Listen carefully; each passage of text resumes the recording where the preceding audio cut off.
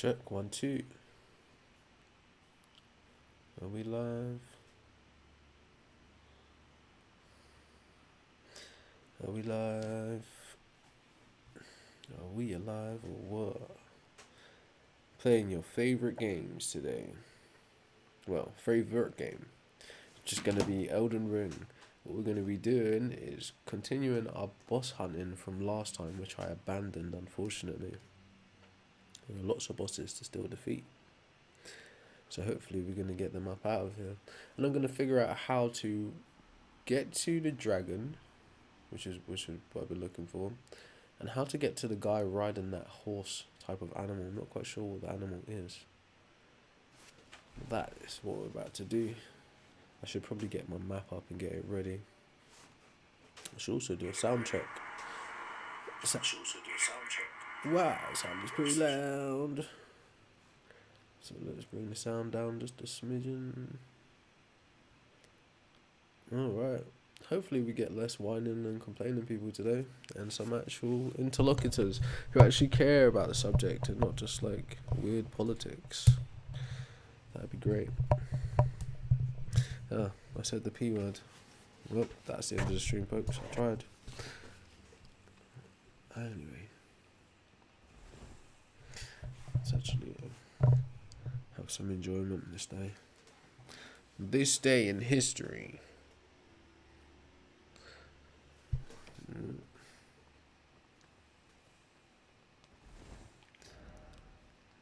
What was down there? Ah, there's a boss fight down there too.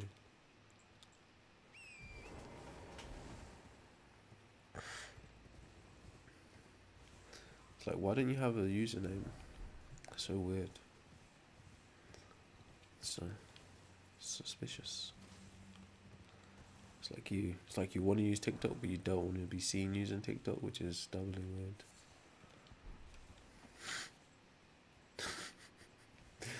So we can see you. Wait. Let's see if we can still. Maybe I'll do some main game bits actually. There are bosses left.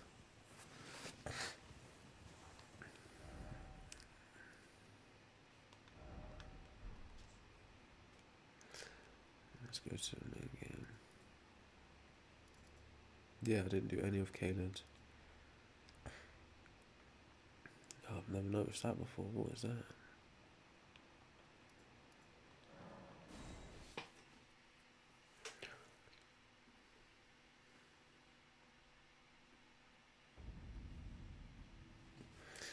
Alright, what didn't I like? Last time I switched it on, so it's like the 5th playthrough, I just quickly ran through the main map to get to DLC.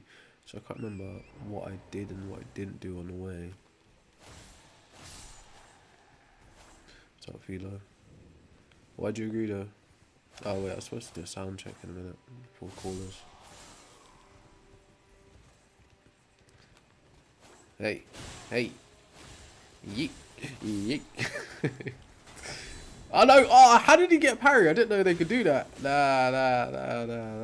Ooh, nah. I was cooked.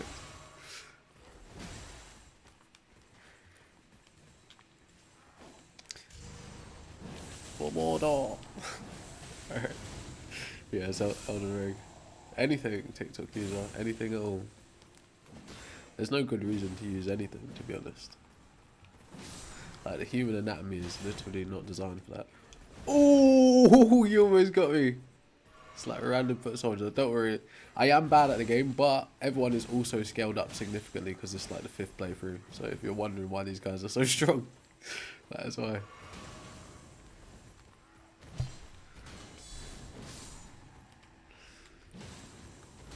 It's one good thing about Souls games, that they consider the scaling.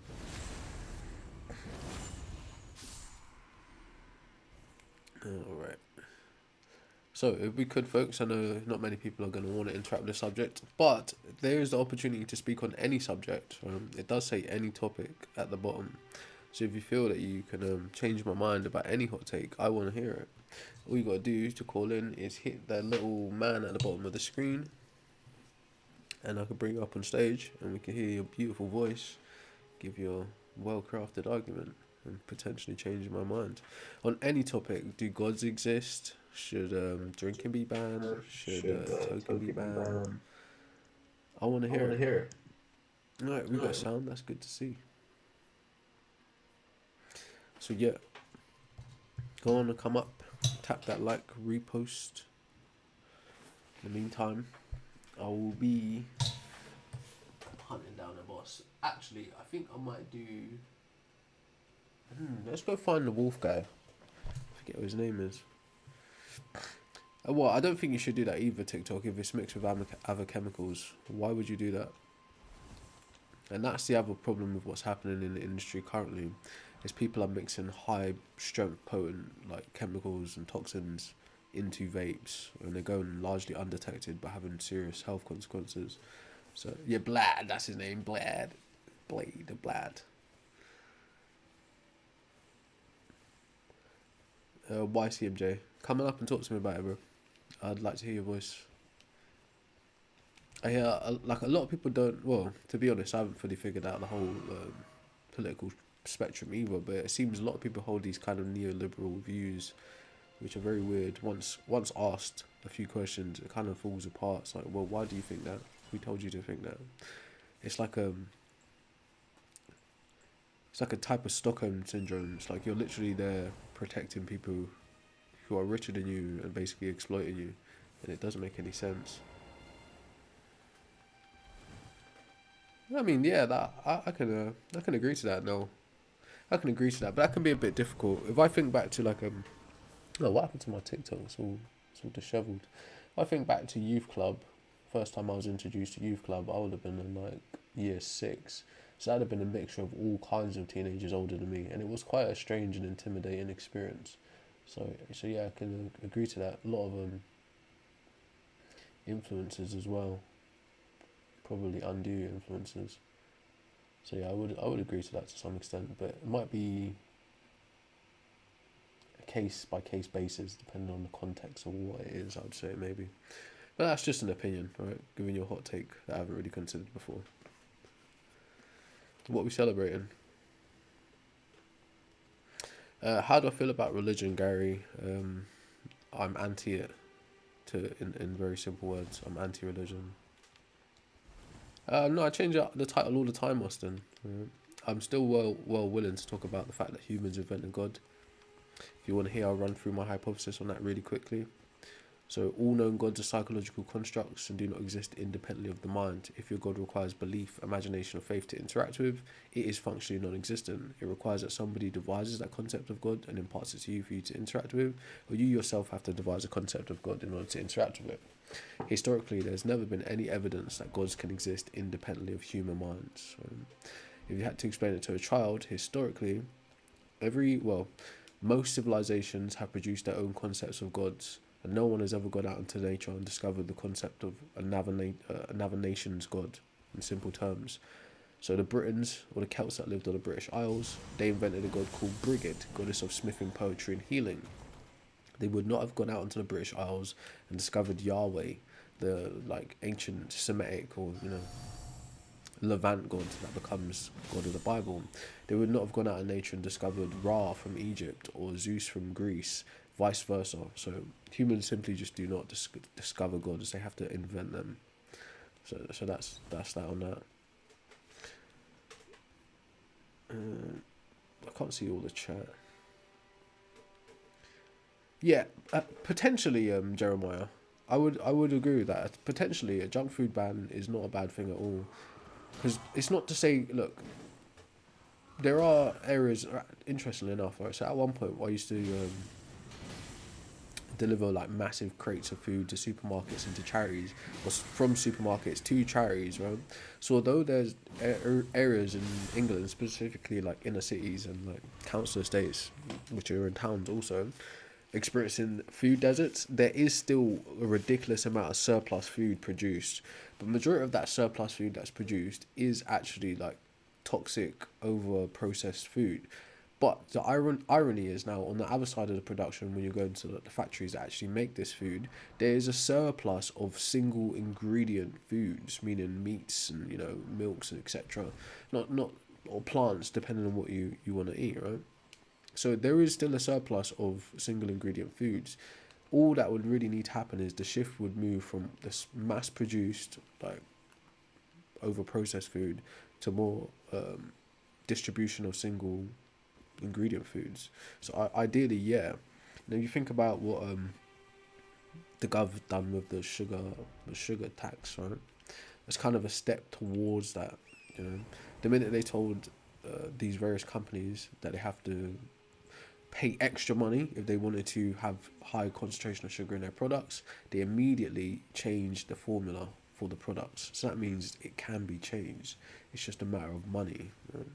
If you hold their feet to the fire financially, the companies will change the product or take it off the market. So yeah, ideally we should live in a world where food doesn't poison us slowly, and it's something worth fighting for if you can. Anyways, sounds familiar. I don't think I've seen it though. No, I don't know. I don't know about that cheese. Do you want to come up here and speak about that? Because you're at like severe risk of developing chemical dependency, which is gonna basically put you in a place of addiction. I know America's a bit weird. Like, America's politically and commercially a free for all. So much bad propaganda gets pushed out by corporations, and like the population of America just laps it up time after time after time.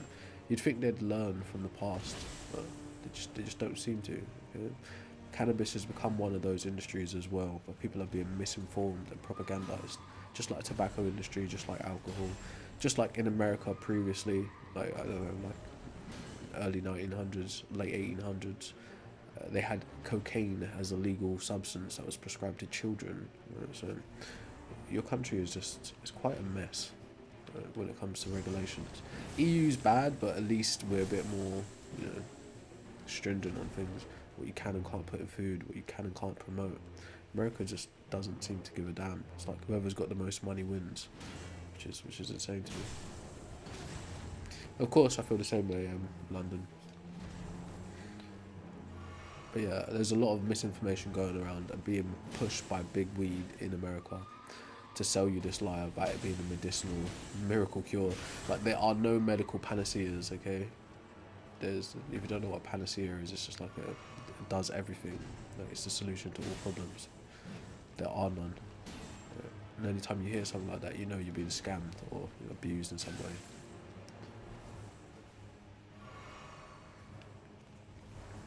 So you've got chemical dependency, which is basically part of what we're talking about. Then you've got the neurological damage.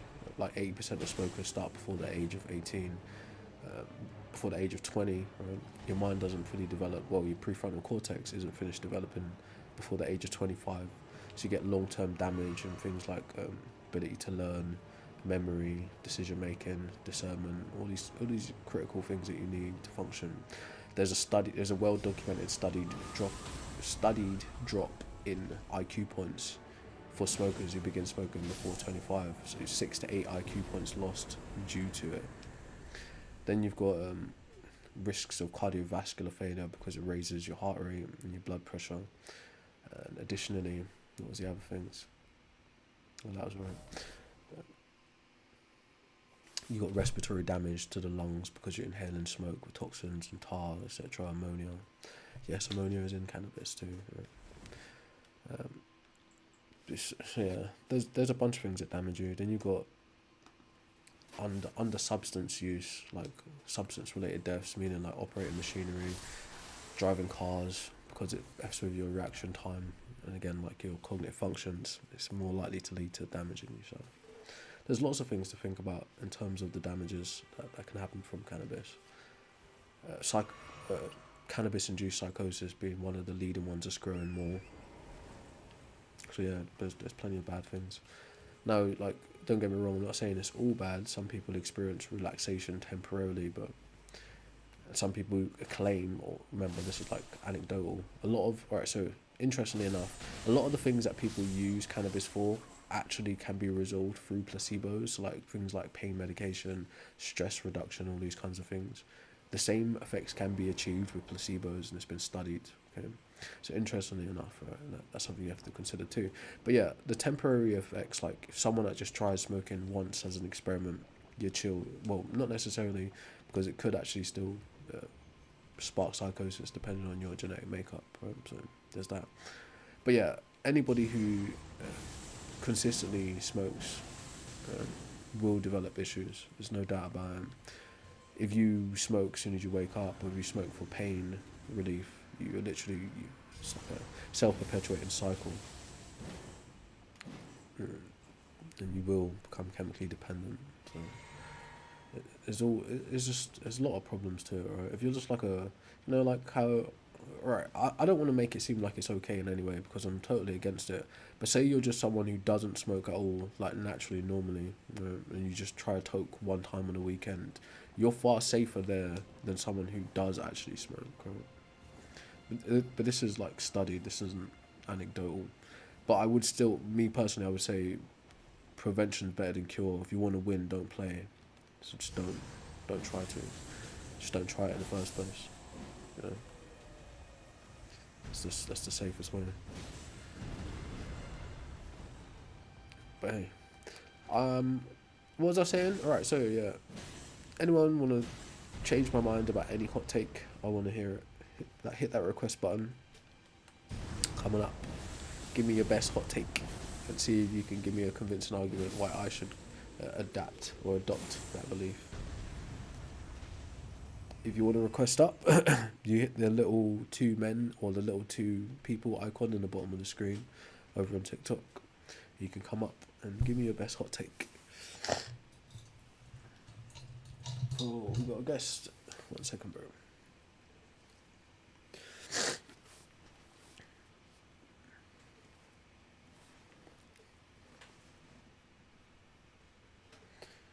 Hot to take. What's up, Pat? Nigga, you sound like an Yo, whoa, absolute whoa. dickhead. Loser. See, people like that is proper losers. Everyone should report that account. Totally report that account. What a weirdo. Like, the first word that comes out of your mouth is the N-word. That's impeccable self-hatred. What a loser. Anyways, so anyone got an interesting hot take they want to come up and convince me of? Feel free to request that. Try not to be like that guy. Like, ugh, what a disgusting human. But you should totally report that account. Ooh, let me just get this guy out here quickly, bro. Ah, look, the game's glitching. He was not trying to fight.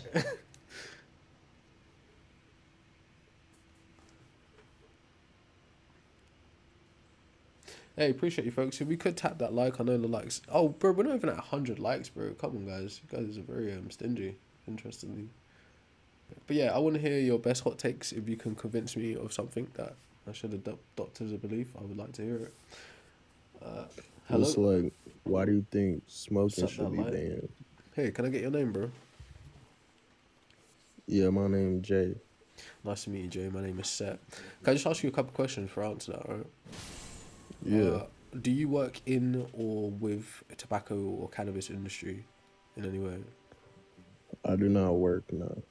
Do you consume either of those products? Yeah, Cool, right? So the reason I asked that is just like to gauge the vested interest in this conversation because there have been some interesting people creeping in and out. All right. So anyway, why do I think it's bad? Basically, the cons outweigh the pros in almost every measurable aspect. I mean, I would agree, but like, it's like, I understand like the tobacco part, but like, is it more of like a moral belief or just because it's like not healthy for you? It's a layer. Like morality does come into it, of course, but it's clearly not healthy. Tobacco in general kills around 8 million people a year. No, it's like 7 point something by direct inhalation, then 1 point something from secondhand smoke. So it's like 8 million people's lives lost a year. There's like 1.3 billion smokers in the world in entirety, and 80% of those smokers start before the age of 20. So that means they didn't even make an informed decision to start smoking, bro. So yeah, there's like real world health consequences. Oh, that guy dropped. Strange. Anyway, hello. Hello. Hello, how you doing, bro?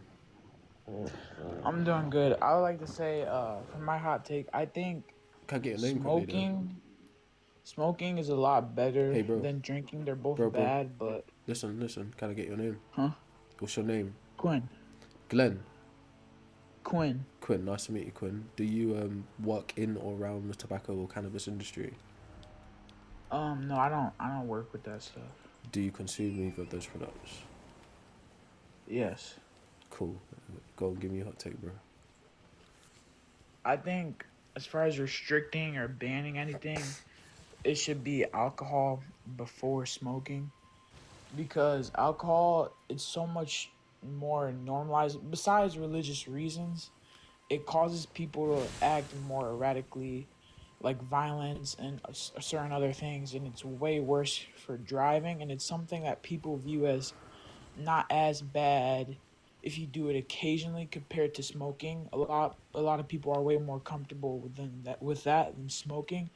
To whereas smoking is worse for your own health, but it doesn't pose the same risk to other people if you smoke compared to if you drink. Okay, so that's a bad argument for two reasons, right? One, you shouldn't be comparing weed to alcohol. That's like a red herring. But if it's a separate hot take, then that's totally fine. But the other thing is, like I just finished saying to the other caller, smoking kills 7 million people a year from directly smoking, and then 1.6 million people a year from second-hand smoke. So smoking is actually more dangerous for bystanders than alcohol is, by that standard. But me personally, I'm also against alcohol as well. I understand the dangers of it, and alcoholism it's like a big problem in my country historically. But yeah, I wouldn't say right in terms of substance abuse and addiction, they are comparable, but they are two different substances. Therefore, like they're two different issues. Do you know? I agree with that, but I think as far as smoking, the focus should be on alcohol. Smoking is not as bad as alcohol. Alcohol is one of the only things that you can use and then you die from your Yeah, withdrawals. Whereas smoking, I it's agree. bad for health, but it's easier to get off of smoking. Yeah, at present, at current, right? But you got to think the alcohol industry wasn't always where it is now. Just like where the tobacco and smoking industry is going, it's going to be the same kind of thing. If you think about the potency of cannabis as a naturally occurring plant, you're talking about things that are beneath the 30% THC threshold naturally. It didn't actually reach the 30% threshold of THC till like the 70s, and that was somewhat chemically engineered. Now the THC threshold for cannabis is like in the 80s and 90%, which is like hard substance. Okay, so in the future you will be actually seeing people dying from cannabis. So the trajectory and where it's going, it's going to be just as bad.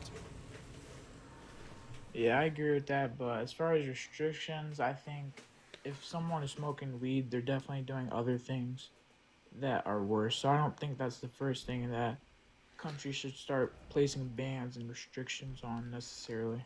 Well, it wouldn't be the first thing, of course. You know, there's like untold amount of things that are banned substances, things you can and can't do in society.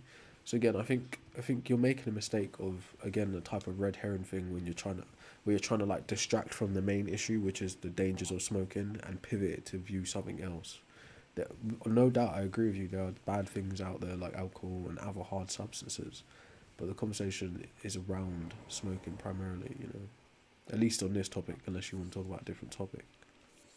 Yeah, I agree with you, but my main point was basically that if we ban smoking or anything, people are doing other things that are going to be worse. Smoking is not generally a thing that if we ban it, it's going to stop people from damaging their health. Most people that smoke most likely drink, and then That's a a bad smaller argument. portion that smoke may, partake in hard drugs if they're really getting high all the time.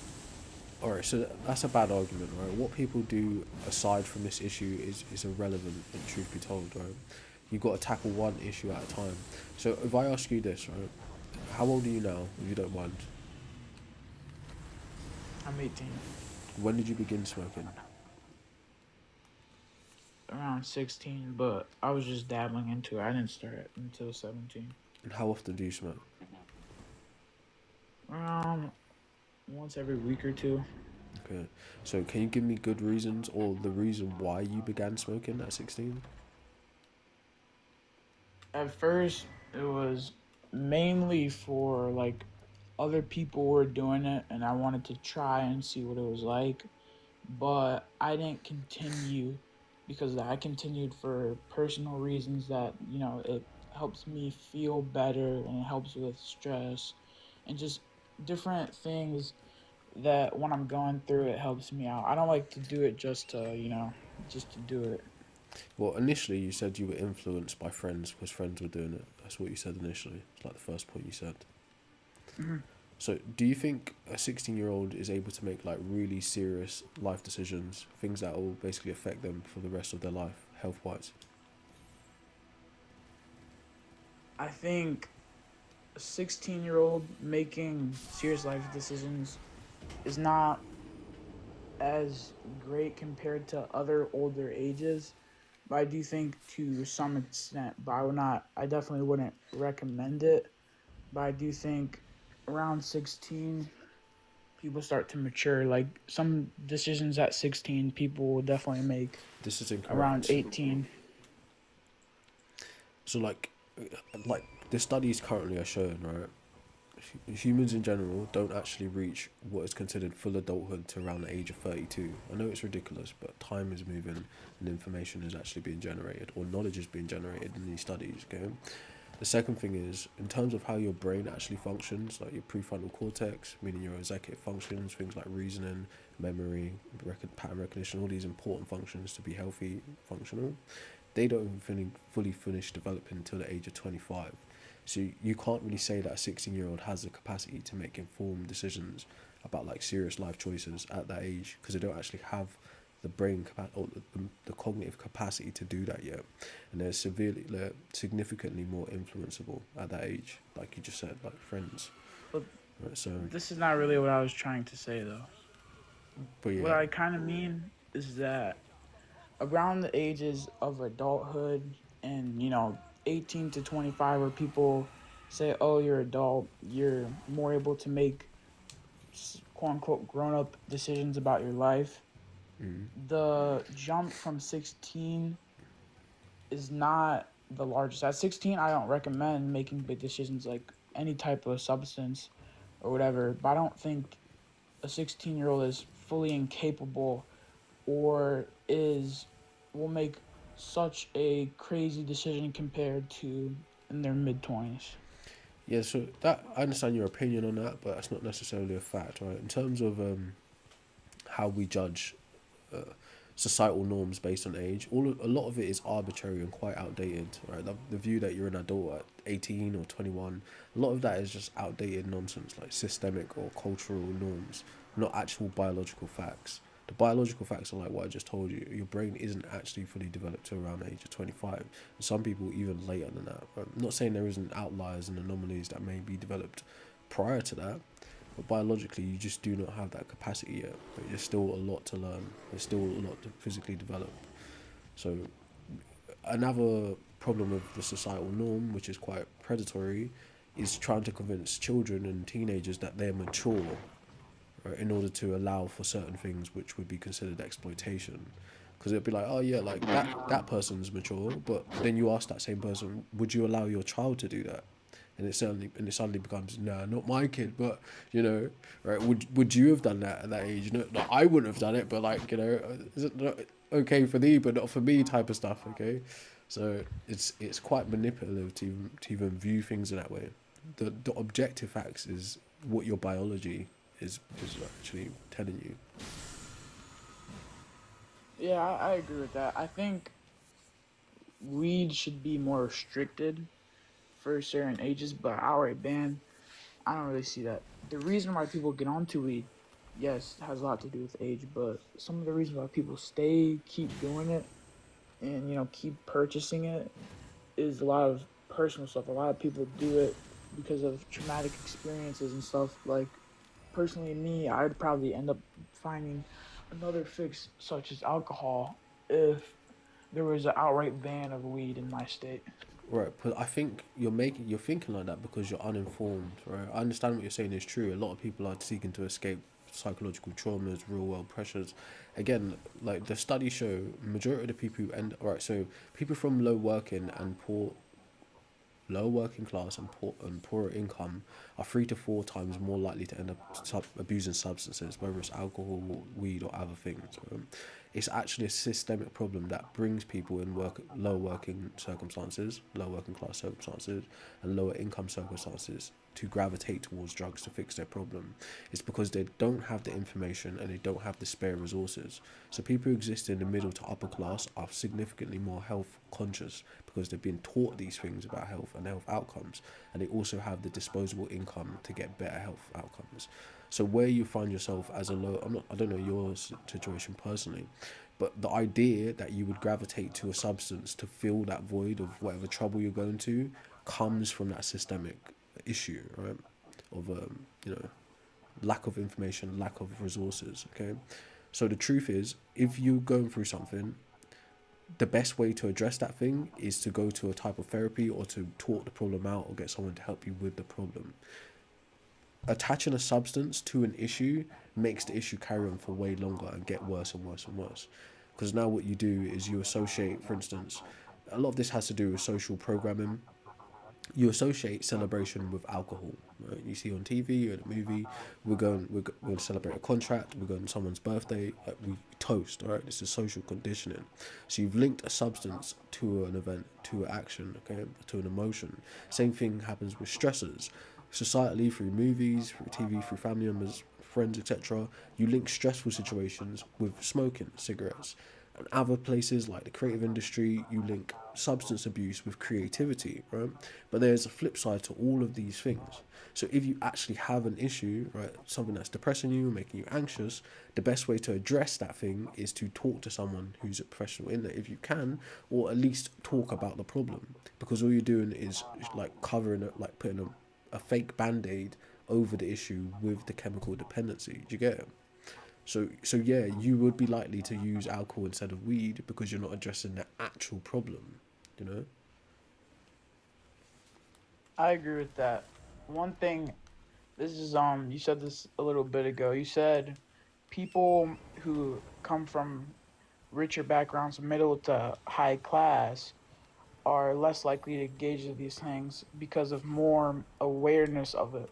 But I slightly disagree with that. I know that all of these things are bad, but I think most of these people is because the lack of accessibility to this. I come from a poor neighborhood, and in my city, every single block has a weed shop or weed store or hookah store, That's to terrible. where in richer or more wealthy neighborhoods, they do not have these things all scattered around. That's why I think you see more with people who have more money. The substances that they partake in are harder drugs, more expensive things. It's not necessarily as much as they are so aware. It's almost more because the predatory nature of these substances and weed and nicotine towards less fortunate areas is by putting so much in their neighborhoods, Yeah, legit. and nobody's able to very much protest against it, to where as in other You cities could, people vote against it. but this is the thing. That's what I was saying to you. It's a systemic issue, right? It's a self-perpetuating cycle, and like the minute well, not only legalize but you commercialize a hard substance, you actually create like a chemical arms race to get more customers, to get more people addicted, to make high potency. The same thing happened with alcohol as well, right? So yes, they are clearly preying on a lower poor working class because that's their customer base. Right? So it's a self perpetuating cycle. The stresses of your socio-economic reality pushes you towards the drugs, then you get exploited via that drug and keeps you in a lower socio-economic status. So the middle class and upper class do still have these pressures, they do still access these substances, but they have the disposable income to treat problems or address problems. We get like family planning or like career developments, etc., which change the trajectory. For instance, right?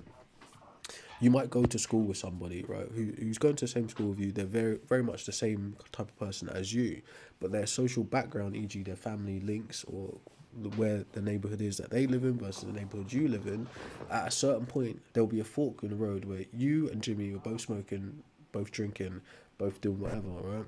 But Jimmy will get a tap on the shoulder at a certain point, and Jimmy will be funneled into his future career, his life partners, etc. Whereas you will still be where you are in your social economic standing, right? Because there's no one to tap you on the shoulder and bring you out of that. Okay, that's the difference. Jimmy can still end up using hard drugs, becoming a psychopath, etc. But he has the social safety net of his class. So do you get what I'm saying? I get what you're saying. But I do think this is my personal opinion that the success and the business opportunities, the person, quote unquote, the person tapping them on their shoulder, it's less about getting them to stop whatever substances they're using to become more successful.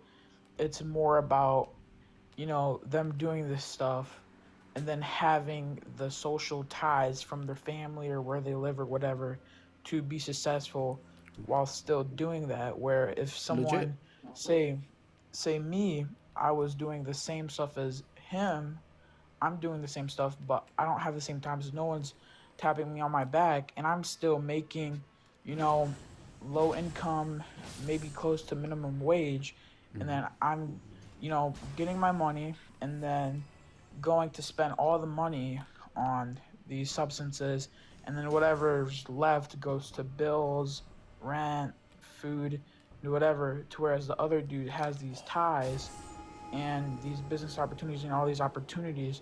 So he has leftover money to do all of these things Right. and It's the still be disposable income. comfortable. Right. But here's the thing. When the difference is, this is where it starts to become a snowballing effect, okay? Jimmy, which the hypothetical Jimmy we're talking about, who's in the middle to upper class, who's got the social safety net and the financial safety net, he can afford to make certain mistakes. But John, who's not got the social safety net or the extra finances, one mistake for John costs him 5 to 10 years of future development. Okay, so for John, one mistake such as becoming addicted to a substance costs him like, let's say, like 10% of his life potentially, right? Now he may still be able to climb out of that, but the downsides are like exponential as time goes on. Just they're compounding. Okay, so yeah, like you and Jimmy start in the same school, got same grades, do the same substances. But your mistake, which, because you're both making a mistake, your mistake's going to cost you 5 to 10 years of your life, right? Your social life, your economic standing, etc., where you end up in hierarchy in the future. Whereas Jimmy's isn't going to cost him a thing. He can continue to go on to abuse substances and become worse and worse. But his social net plus his income will allow for him to keep doing that kind of shit and potentially just making life harder for you, Jimmy, as you get older. Right? So there are long term consequences in from both views, both from a health view and from a social view. Yeah, this conversation that we just had. This is a part of the reason why I don't think these substances such as weed and nicotine products should be outright banned, or if that's the immediate answer. I think restrictions is the answer. The restrictions to not be able to put so many weed shops and be as predatory on lower income neighborhoods, to whereas this leads them into a loop cycle of getting their money, spending it on these things that are unhealthy for them, and then next time they get their money they do the same exact thing over and over, to where people who are more fortunate can afford to do that, and then they get their money and then put one of these dispensaries in their lower income neighborhood, because obviously they don't want their kids doing that. They don't want that look on their neighborhood. They don't want their neighborhood to look like that. Right, legit. But those restrictions are part of the long term ban that I'm talking about, right? I don't think you should just, oh, look. It's not gonna work in simple terms to ban something overnight, right? It can have like long term effects. It might work out in the long run, but it's a strategy. It's like a war of attrition against these tobacco and cannabis and alcohol, basically various substances, right? The regulation is a part of the ban, right? So I'm in agreement with what you're saying, but I want to see it eradicated completely in the future. So a part of that eradication has to be a winding down of it from a commercial level, what they can produce, where they can sell it, who they can sell it to, and it also has to be combated on a social level. What is the thoughts around the substance abuse? Like, how do people associate it? Because like majority of these substances, how we interact with them is based on the propaganda or the influence that we've received prior to meeting them. Right? Like well established, 80% of smokers start before the age of 20. Most are chemically dependent before the age of 18. Right, so there's clearly a social influence happening there that leads into the corporate influence of producing it and then putting it on every corner, like a liquor shop, or now, like you're saying, where you live, cannabis dispensaries. Okay, so regulating it, in my view, is a part of banning it long term. Definitely. I think where we're coming from, you want to start with the regulations and then eventually get an outright ban. I believe in the regulations. I don't think it's something to where it needs an outright ban. Some people actually use it for health after things that happen to them, but that's somewhat of a different story. Yeah. But I think the worst part about it isn't necessarily the substance itself, because people bring in illegal things all the time. You see this with drug trades and all of this, but the thing is the predatory nature of, you even see in teen movies and TV shows. High school, you get into alcohol at your friend's party, or Mm. weed or smoking. It's the predatory nature of it upon minors, Yeah. young people, lower class people, and just anyone that has a lower safety net and is doesn't have the same level of knowledge about the thing in the first place. Yeah, well, I respect what you're saying, but I think a ban outright is ideal for the health of future people, like the next generation of kids. They don't really have. There's no good reason why they should grow up in a world where smoking is normalized, drinking is normalized, because we've got like centuries now of evidence to show, hey, actually these substances are net negative on society and not a net benefit. So there's no reason why they should grow up in that world. Yeah, I think one of the things for me, I live in the state of Michigan, right? Weed was not always legal in my state. Prior to this, people would sell weed, they would get it, sell it. A lot of people would buy it because it's not like you're buying cocaine, it's a less harder drug. A lot more people are selling it Sometimes. and all these different things.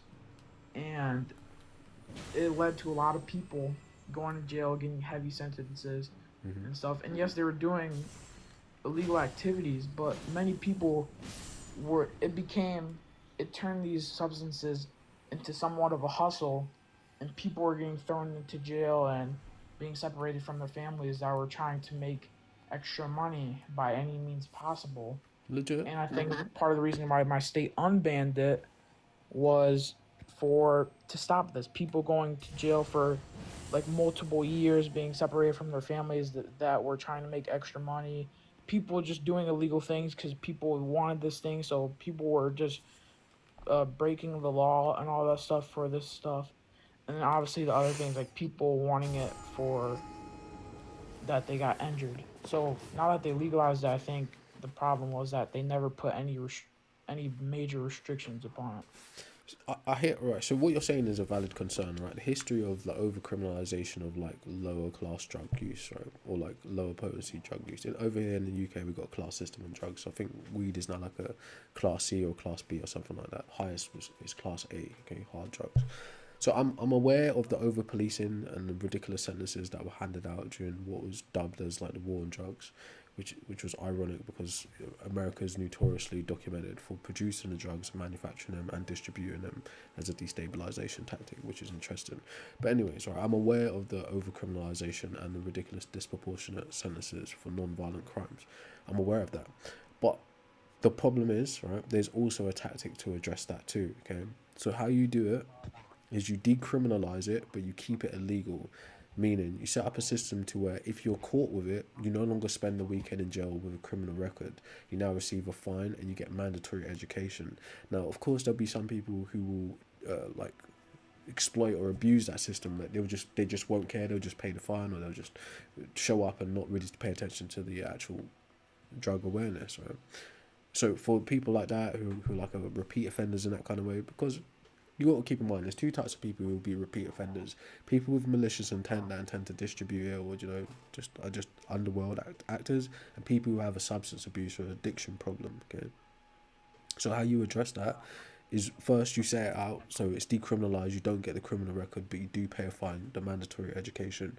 But then you also have to set up a system to where it can't be abused. So I don't really want to say it like this, but you need to have something akin to a three strike system, to where okay, it's decriminalised for your first three offences, right? After that, the severity of the punishment needs to be needs to go up accordingly. Okay, but initially, the decriminalisation is a wise move in terms of the over policing and the disproportionate abuses of people of different backgrounds. Okay, so I agree. The decriminalisation is a part of it, but it still needs to be consequences and social boundaries around it. Because smoking in general is harmful. It's also a nuisance considering the smell. For instance, if you're someone who has a young family, you don't want your kids to be out like catching it commuting on a bus or a train in a train station or just at an event or something, inhaling these intoxicants like without your permission, without their own permission. Right? Smoking is one of those things, right? It's a nuisance in terms of substance and how it affects other people around you. So there still needs to be social borders around that. If you just say, all right, now all smokers, all stoners, it's legal, go smoke wherever you want, you now endanger people who don't give consent to use drugs, you know. So that's why it still needs to be policed in a certain way.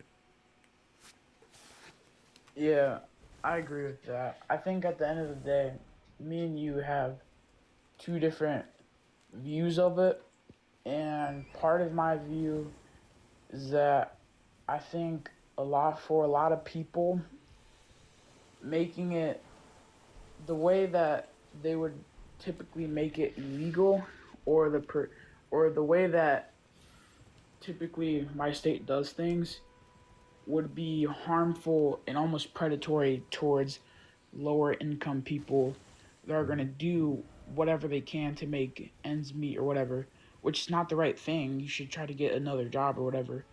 But this is typically how it is. I know members of my family that are older and that use it for pain and different things. So people, Yeah, that's the trap. there's going to be demand for this, but I think restrictions is something that I don't think is very debatable. But for me, an outright ban I don't think is the most reasonable solution, in my opinion. But I do appreciate your opinion, though. Oh, I appreciate you as well, bro. There are some things we disagree on and we could go into in further detail, but it's coming up half an hour. It was nice speaking to you, bro. What was your name again? My name was Quinn. Nice to meet you, Quinn, bro. Give that shit up, bro. You can do it. It's easy to get off. If you need some help, do a quick Google. I'm sure there's some services in your area. All right. Alright? Talk to you later, bro. Big up to you, bro. Bye. It doesn't actually show me who was in the list first, so I'm just gonna click the first person at the top. Hello. Yo, Yup. How you doing, bro? Can I get your name? good, bro. My name Christian. How old are you, bro? I am 21. I know I'm sad. I know I sound young. Yes, you do. Alright, so I just wanted to make sure. I wouldn't have asked you if you didn't sound that young. So quickly before we begin our conversation, two things I need to ask you. Do you work in or around the tobacco or cannabis industry? No, I do not. Do you consume either of those substances? Yes, I do. Cool. All right. What was your name again, sorry? Christian. Alright, nice to meet you, Christian. What do you want to talk about? Is it a hot take or is it the main topic? Uh, it's essentially the main topic. I do have a question for you going into what I'm about to say. How do you feel about big alcohol companies being banned? I'm pro that. I would like to see the complete abolition of alcohol and tobacco, if that's the right way to phrase it. I'm for that. Then honestly, bro, I can't really be mad at your opinion for wanting smoking banned because I've been watching the live for a little bit and your opinions are completely valid. I Cool. couldn't see if someone wanted, because where I fall into the issue is people want alcohol to thrive, and they'd be like, "Oh no, smoking ban," but not seeing the problem with alcohol. Mm. And they both have major problems. I feel Massive like, problems. yeah. So to say that both of them to be banned are, I can't even disagree with that. With me doing it myself, like, can't even be mad at that. I just wanted to Yes. know personally if you, you know, I've just come to people who thought that big alcohol companies should thrive while, Yeah, that's just like you know, it's like a cognitive bias, and it's also their cultural leanings. Right? Again, there's probably some vested interest there as well. But you got to think about it in the same way. All right, in the same way, tobacco products and cannabis is propagandized to us, is the same way that alcohol is propagandized to us. In a natural world, right, you wouldn't go out into nature and seek to poison yourself or harm yourself. You would literally be looking for ways to reduce that possibility. It's like basic survival mechanism. Society and conditioning leads us to make these really poor decisions around health being the things that we consume, but most of that is done through coercion. So the people who are pro alcohol are also being coerced and manipulated in the same way that people are pro tobacco or cannabis are being manipulated. There's a level of vested interest there. mm. Okay. And then I did have one more question. So, knowing that smoking is most of the way that cannabis is consumed, how would you feel about, and this would be for medical purposes only, for people who take it for like medical reasons? How would you feel about people who take like tinctures, or they get like a not recommended doses, or What did you say? it's like tinctures. It's like oils that you just Oh, you eat basically, or like edibles or stuff like that. okay. How do you feel about stuff that you don't have to smoke to consume THC? So in general, I'm antipsychotic, sorry, not antipsychotics or psychoactive substances, but I think there's a clear separation between recreational abuse of substances and medicinal uses purposes. Obviously, at this point, we know we can medicinally extract nicotine and THC from these substances, just like how we get our opioids and painkillers are also from like illegal substances. Okay, so in a medical setting, the boundaries are different, but even like a lot of the doctors and the scientists working in this industry are becoming increasingly more dubious about it because of the type of corporate agenda behind the production of these things. Because you got to think where there's profit to be made, surplus is on the table. And in order to get surplus, you have to overproduce and you have to convince people to overconsume. Okay, so that's kind of the problem with the medicinal aspect. The edibles is definitely dangerous with things like accidental poisoning of kids and pets and people who don't intend to use the substance being just basically finessed into using it accidentally. But I, Yeah, but I do think, look, if right, so medicinally in a medical setting, leave it to the professionals. But also, right, this needs to be taken into account. Historically, the medical system has been hijacked by lobbyists and corporates to actually hurt patients rather than help them, e.g., prescribing them things to get a kickback or a bonus, or other types of like in the music industry world it'd be considered payola. Right? So we've seen that happen many times. We're even seeing that happen with our data, with Palantir and NHS and stuff like that. So I'd also have a level of suspicion and like dubiousness about cannabis being prescribed as a painkiller medically, right? Because the system can be rigged, and doctors are also people who are corrupt. So I'm suspicious about that also. yeah, I definitely can agree there. Saying that, over the years, especially in America, where that's where I'm from, I feel like the healthcare system is mainly used for profit. So I can agree with you there mostly. So I think it becomes dangerous really fast. And then like a good analogy is during Prohibition. Okay, you could get a doctor to prescribe you whiskey for under the guise of the same things people are getting prescribed cannabis for. So do you see like where it starts to get a bit shady? Yeah, I do. I do. And a lot of the things that people are being prescribed cannabis for can be treated by placebo drugs, usually like a sugar pill. It's a lot of it is psychological. So I can't agree there. I can't agree there. look into it, bro. Hey, thank you for your time, man. I'm gonna go ahead, get off, and let somebody else get up here, man, and debate you. All right, appreciate you, bro. Take Yep. care. Have a good night, man. Yep. Yeah. Folks, can we tap that like, bro? We got like 1.2k. Um,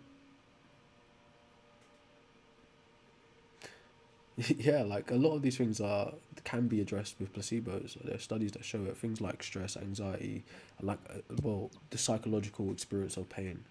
Anyways, what's up, Titanium? Nothing. How are you? Not too bad. Can I ask you a couple questions before we start speaking? Yeah. Yeah. Right. I'm First listening. thing, do you work in or around tobacco or cannabis industry? No. Do you consume either of those substances? Yes. Cool. What was your name? Titanium, or do you want to be called something else? Yeah. You can call me Parker. That's just my username. Parker. Parker? Is that Yeah. what you Yeah. said? Yeah. Parker. All right. Yep. Nice to meet you, bro. What do you want to talk about? A topic or a hot take? Um. I I guess like the hot take or whatever, or smoking should be banned. Um. There's a lot of things taking away from multiple benefits of cannabis. Like there are cons, but there are also benefits. I also think it's not as neurologically draining as you might think it is, because I don't understand how a placebo pill would make up for cannabis. That literally makes no sense whatsoever. It's called a placebo for a reason. Mm-hmm.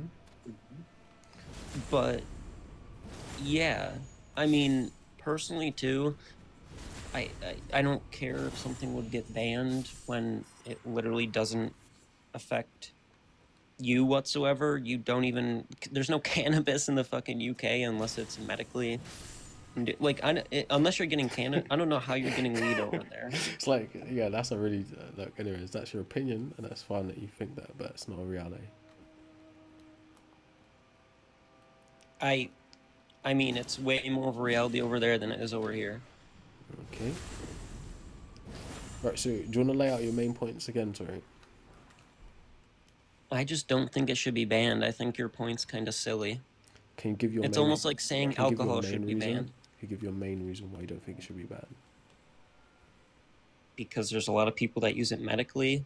There's people who use it recreationally, and I mean, there it's you're talking about it like it's cocaine, kind of, Okay. and So, it's like I don't think it's that serious. all right. So it is serious, right? Because of the substance abuse part of it, the addiction part But it of doesn't it. affect you.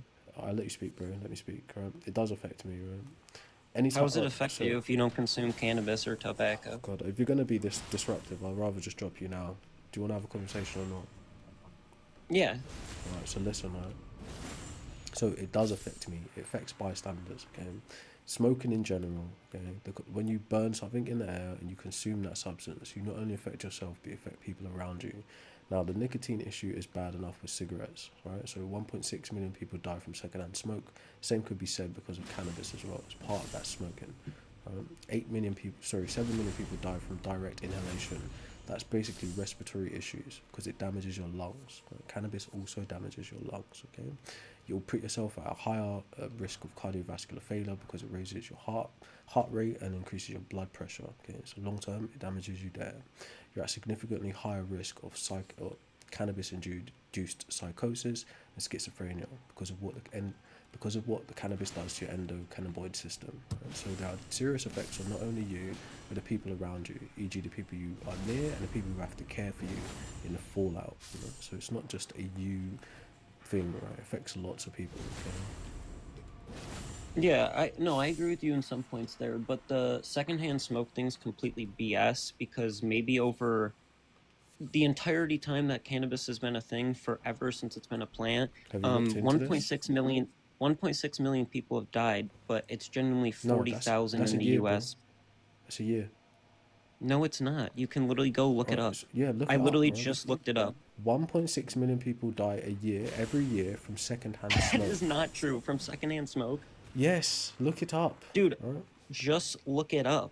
I have. Why do you think I'm citing it? Where's this cited? Alright, give me a sec. Tell me breathing in secondhand smoke is not gonna kill 1.6 Do million a you year. think laughing at a stat makes it less true, or are you just dumb? I think the video game's affecting your frontal lobe more than cannabis How is. old are you again? 24. Right. You got a good year, mate. So relax. Someone said he's gonna say Google. I mean, you can use Google. Google's there for a reason. That's how you look We up use a information. national institution. I wouldn't blame of him if health, you're using right? Google. So, to be fair, right? That's even better. What the World Health Organization is one of the sources. Right? So, secondhand smoke (SHS) remains leading global health risk, causing estimated 1.6 million deaths annually among non-smokers. Okay, it's the World Health Organization. That one is. We've got national health statistics in the UK, or the National Institute of Health, right? So it's well documented. In the UK alone, 1.6 million people die No, this is worldwide. each year. World Health Organization accounts for worldwide. Does it say yearly and annually yearly? Look it up for yourself, right? So there are 1.3 billion smokers in the world. Death, right?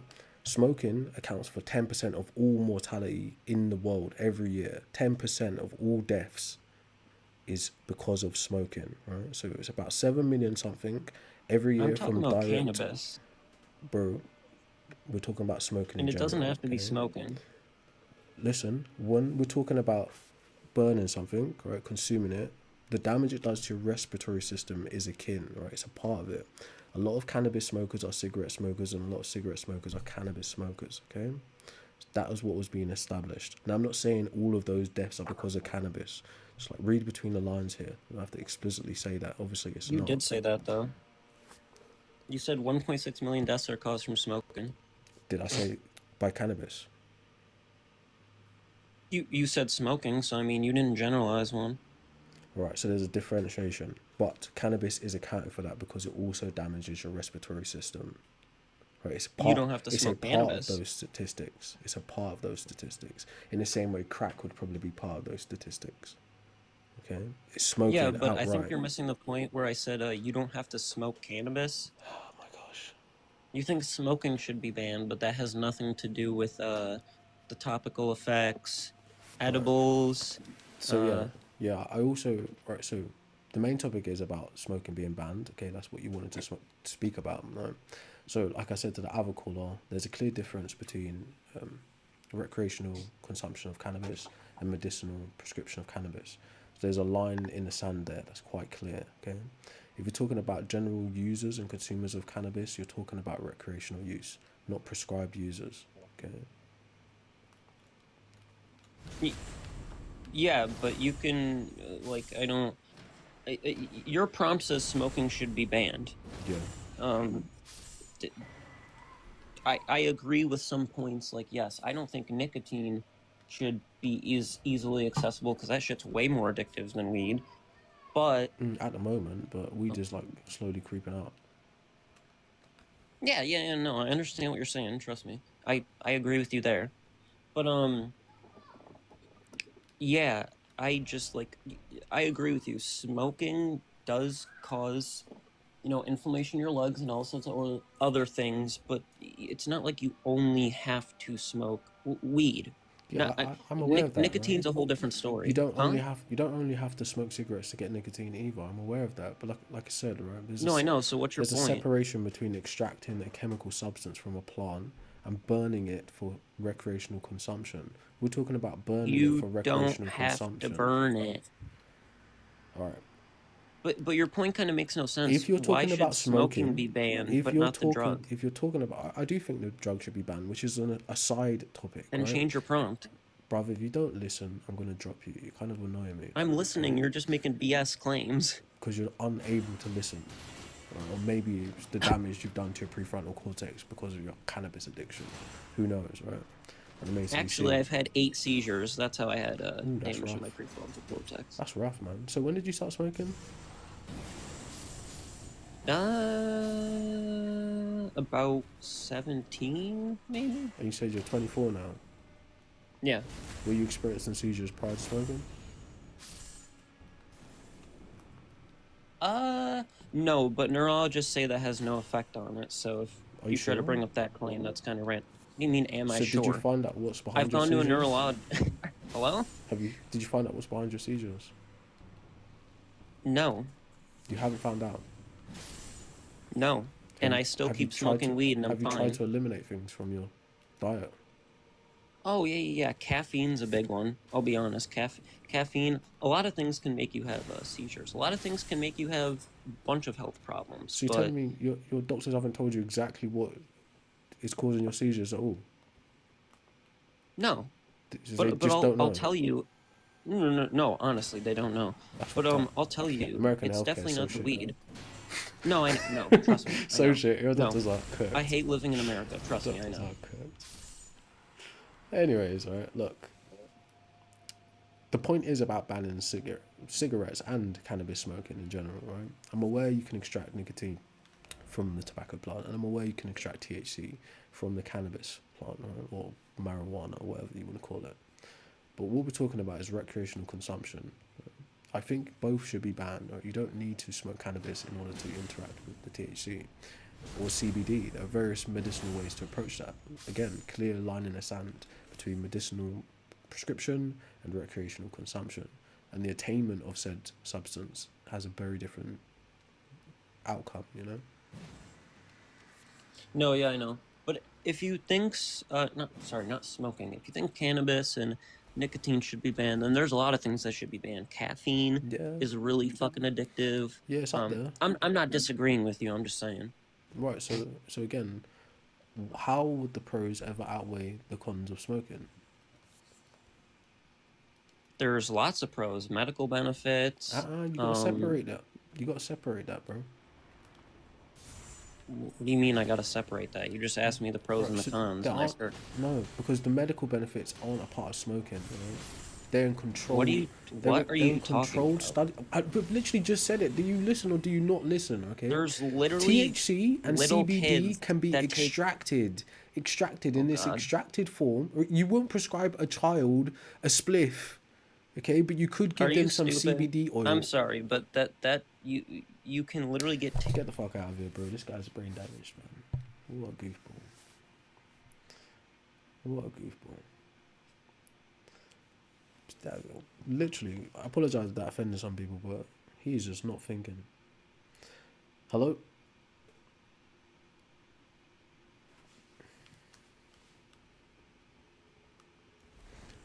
Hello? Alright, we're gonna drop it down,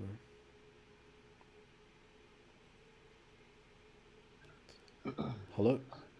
Yo. How you doing, bro? What's your name? Not even slime. Say again, sorry? Not even slime. What would you like to be called? Slime for real. Alright, slime for real. Can I ask you 2 questions before we begin this conversation? Yep. Alright, so do you work in or around the tobacco or cannabis industry? I don't work in it. I don't work in it at all. Do you work around it? Meaning like you have Nope. associates in some kind of way? Nah.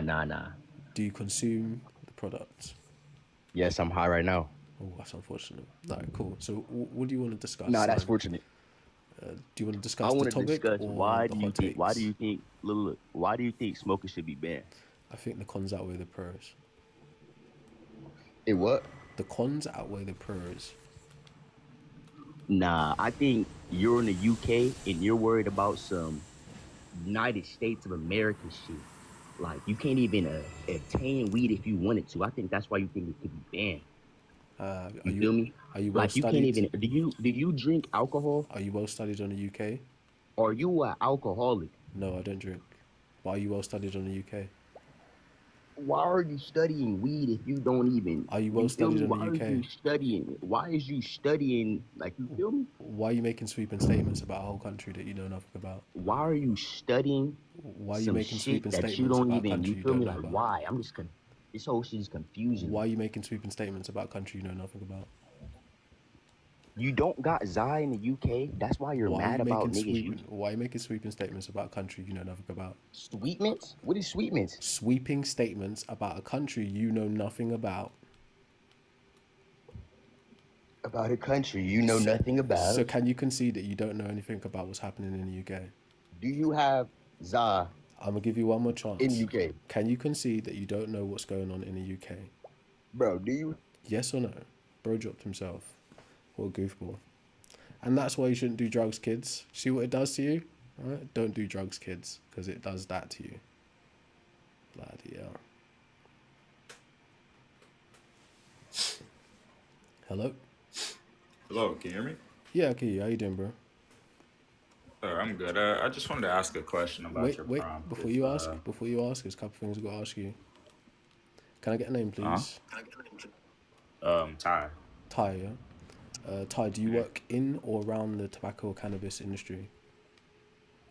Neither. Tobacco or cannabis, right? Do you use either of those substances? I smoke a cigarette every now and then. Cool. Right, what do you want to ask me, Ty? I just wanted to ask you if you, on the same hand, believe that alcohol should be banned as well. Yes, I do. Okay, yeah, that's fair. I thought it was just some type of opposite stance, but I can't even argue with you on that. Why is that? fair take, in all honesty. Why is that important to you? That I think alcohol should be banned also. I mean, if you were to think alcohol shouldn't be banned and smoking should be banned, I just think you're a bit hypocritical. That's all. Oh, but I could be hypocritical in so many different ways. But the issue would still be the same issue, though. Smoking should be banned. I mean, true, but the issue would inherently be in alcohol as well, if not worse. Yeah, but that's a different issue. So like, Yeah, sure. whether I think alcohol should be drank or not, I would still think smoking should be banned. Do you have any Oh yeah, reasons? that's why I said I don't like knock your take. Like I get all the negativities that come with it. But do you have any reasons smoking shouldn't be banned? Is the question. Not really. Strange take. I mean, So you People do use it, the it's- substance, but yeah, I mean, I you do don't use think it, you should but, use the like, substance. yeah, I mean, there's no like effects you get from the substance other than like the short term high or whatever you're experiencing from it, or dopamine or whatever you're getting from it. In the long run, it's still, crushing your body. I'm pretty sure everyone who smokes cigarettes is aware of that. Unfortunately, they're not, right? Because majority of people, 80% of all people who begin smoking start smoking before the age of 20, and they're chemically dependent by the time they're 18. So they probably don't know that. Like, it's literally being targeted at minors. Yeah, that's true. Yeah, it's cooked, innit?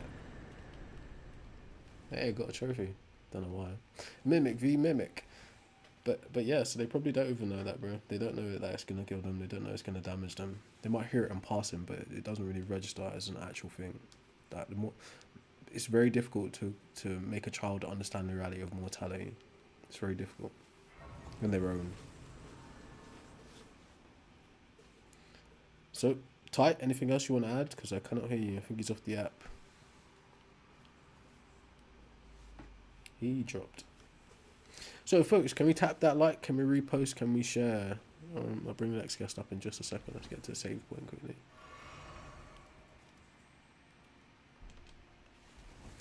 Strange view, right? He both uses the substance but thinks it should be banned. It's like, at least he's like halfway there. It's a very contradictory view to hold there. It's like, yeah, I guess that makes sense. Well, listen, no traction. Right? Do you know what I could actually do? I could just like block you. There's no traction for you. It's like boom, like you don't want to be here, don't be here. Like no one is forcing you. Weird. Strange behavior, isn't it? It's like, oh, I'm addicted to this substance. I'm gonna report you because you make me feel bad emotionally about my abuse of this substance. I'm sorry, bro. You can get help. Have a conversation about it. It's like, what's wrong with you? It's like, yeah, my feelings. Ah. Just leave. Just block me. Don't watch. It's not that deep. It's literally just block me. It's like, what's wrong with you? You know why you can't make that kind of clear decision? Because of your substance abuse. So yeah, I'm gonna bring out the next guest now. Oh, I didn't quite get to the save spot, but yeah. Hello, Hello. my name is Reese. All right, nice to meet you, Reese. Do you work in or around the tobacco or cannabis industry? Mm, I'm more here to ask you a question on You're how gonna ask. you. You have to answer the qualifying questions for us to have this conversation, bro. Ask me again. Right, do you work in or around the tobacco or cannabis industry? No, Do you I've grown consume up around. do you consume either of those products? I do consume both products. I Right. grew up around it. Can I ask you to adjust your mic a little bit because it's hard to hear you and I can hear myself in the background also. I'm gonna unplug my phone, turn down my volume. I got you. Thank you. That good? Yeah. That sounded okay. All right. So I can agree with you. Smoking is a very bad thing, right? Societally, it is a big issue. Addiction is substance abuse. But when it comes to something as stigmatized as smoking, like at the end of the day, there's gonna be people who are like, "Oh yeah, I want my cigarette." At the end of the day, I want my vape or whatever. They need that nicotine buzz in their mind. It is like you're a grounded person. You're like, nah, I don't need that. It's not. There's no need for that, and there really isn't. But when there's that dilemma going on, how would you really go about banning such a product? So can you like say that a bit clearer because it's a little bit confused. Mm. So let's say we ban smoking, right? We just ban it worldwide. Will that stop the plants that are actively growing, the tobacco plants that have been planted from growing? Well, if you're talking commercially, yeah, it would. But if you're talking naturally, I wouldn't want to see any like plant be forced into extinction because humans have a substance problem. But commercially, yeah, it Yeah, would stop that. absolutely not. Commercially, but you know what happens when you take away the commercial market? It just goes to black markets, and that's even scarier So do you know like black markets are called parallel markets? Do you know why they're called parallel markets? because they run right alongside the main market. Correct, sir. So that means you don't create a black market by removing a product. Right?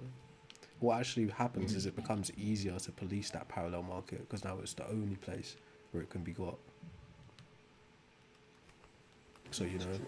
once you find out that it can't be got in legal ways, the only way you could have it is having it illegally. So it becomes easier to tackle systemically. No, I'm not saying that it should be criminalised in that way, just to be clear. But that argument is like a really bad pro-propagandized argument that's like the remnants of prohibition. And it's just a really terrible argument. Mm.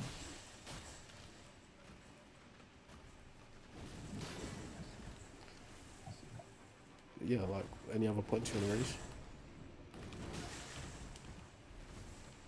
When you say ban, what would you define that ban by? So ideally, right, it would remain illegal, but it would be decriminalized. So banning would be like the strategy towards banning be a long-term attrition against tobacco and eventually cannabis, because cannabis is actually becoming tobacco 2.0, but just with way worse psychological effects. Okay, so being that it would be like a war of attrition against the production and consumption of it, how you would have to do it strategically is make it illegal but decriminalize it. Can you hear me? Because there's a lot of background noise. I can hear you. It's just my fan. All right, you might need to mute up when I'm speaking if you want. It'd be easier. But anyways, right. So the strategy would be to make it illegal but decriminalize it. Meaning, if anyone is stopped and found to be using it or under the influence, operating machinery and stuff like that, what happens is you give them a fine. Right, it would be a civil charge. Right, and you also going forward, it would be mandatory drug education. Now, in order to stop people abusing that system of just like I'll pay the fine, I won't show up to the education, etc., you obviously find a proportionate consequence, but it wouldn't be jail time. Ideally, it wouldn't be a criminal record. But in terms of the attrition strategy against tobacco and cannabis consumption, first thing you do is you attack the market which produces it. So you put real hard regulations on it. How it's working on the nicotine from a European standpoint is that they go to the producers of the tobacco products and they force the regulation in order to reduce the nicotine quantity and quality, right? Meaning that at the minute it's significantly higher quality of nicotine and ammonia mixed with it, which makes it addictive. So the strategy is to reduce it past 95%. That means bringing it down 95%, right, to about like 5%. So what that does, it helps people who are currently addicted to the substance wean off of it because it no longer gives them that chemical dependency, right? So you decriminalize the current users and you help them get off the substance. Then you also provide an off ramp for the people who are currently using the substance via cessation services, providing them phone therapy, like tablets, chewing gum, patches, vapes in some instances. But I'm also against vapes, in honesty. I think it's a trade off for one thing for another. So you decriminalize, you lower the toxic, the potency, right? You provide off ramps. This is how you address the people who are currently using it. Now, how you legislate it so you don't get future users is that you do kind of what's going to happen in the UK next year. You make it so anyone born after a certain age can never buy the product legally ever, right? And the year and the age just raises every single year going forward. Now that's a political thing which one party can come in and dismantle based on their, lobbyists, which is likely to happen. But if it gets like codified in law, then it bypasses that, right?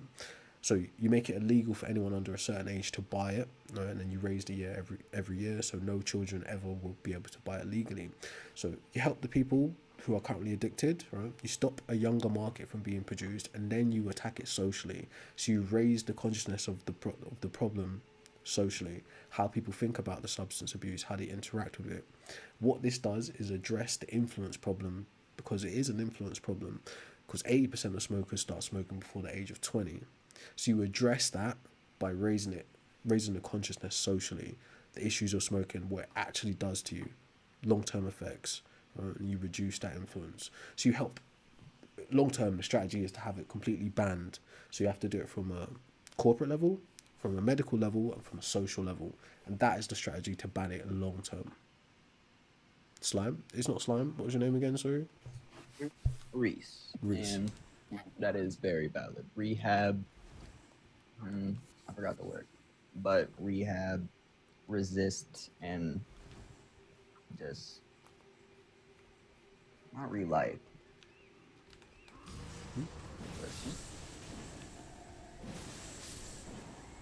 You alright, bro? Nah, I'm having aphasia right now. You're having a what? I'm having aphasia. I had 3 R words lined up: rehab, resist, and then Let's give you a restructure. How about that? yeah. So that's a nice a rhetoric tool. 3s are good. But yeah. Any other points you want to raise? Nah, you was pretty solid with that, and you seem very grounded on this subject. So there's nothing really. So can I convince you to stop smoking? Oh no, I just got a serious issue on my hands, And and what is that? I gotta sort that out. And What is that issue? If you don't mind sharing. addiction. Oh, well, Yeah. at least you're able to address it. You know, a lot of people aren't even aware of that. They just completely refuse to engage at that level. Freezes. Say again? Cart. Vapes and carts. Vapes and what?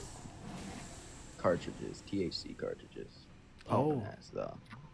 Oh yeah, so yeah, I've heard that could be quite dangerous going forward because it's like It it's is. somewhat It unregulated. is horrible. I have terrible mental health because of it. Derealization episodes, depression, just chronic anxiety, just all the average stuff though, Damn. Wait, but which look, I'm aware of. you saying that's I'm average aware stuff of. isn't actually average knowledge, right? Because a lot of people still believe like cannabis is totally harmless and there's no addiction, there's no issues. So like at least you're somewhat informed. So that's good. Yeah. But I can't resist urge, and that's what I need to work on. Alright, I think there are ways that you can get help for that, bro. I definitely believe you can overcome any addiction, so I don't think it's too late for you. Absolutely. I don't see myself just living with it my whole life, especially not after seeing my dad do so. Yeah, that's unfortunate, bro. But hey, good luck, man. Make sure you reach out to the services that are local to you. Don't just leave this conversation here. Yeah. Yeah? Go talk to somebody. Straight. Somebody in real life. Alright? Got you. Take it easy, my I will friend. for you. Good luck, Reese. All right. Reese is low-key informed. Hey, didn't we speak already, QC and Titanium? We've already spoken. Let's give someone else a chance. Lavelle? Good morning. Good morning. Lavelle? Question. Hey, mic's a little bit low, bro. Question. Before I answer your question, can you just answer my qualifying questions if you wouldn't mind? Yes. Can I get a name? Lovell. All right, nice to meet you, Lavelle. Do you work in or around the tobacco or cannabis industry? Not anymore. Oh, interesting. Used to. Can you fill me in on what you did work in? I worked on a family farm for a short time growing up, and I worked at a dispensary. So you worked in both industries. Yes. Interesting. Do you consume either of those substances? Yes. Only one. Which one? Cannabis. Cannabis. Cool. All right. So nice to know. There's a little bit of past there, but yeah, cool. Thanks for being honest, man. That's really refreshing. Anyways, what do you want to ask me? What do you define as addiction? Like, how do you determine if someone's addicted to marijuana? To be fair, that's not really something I should be doing. It's not like any definition I would give would either be a dictionary definition or a subjective definition. Okay. It's kind of not And really my job to define addiction. does your take into account like medical marijuana? I think there's a clear line in the sand between recreational consumption and medicinal consumption, or at least prescribed medicinal consumption.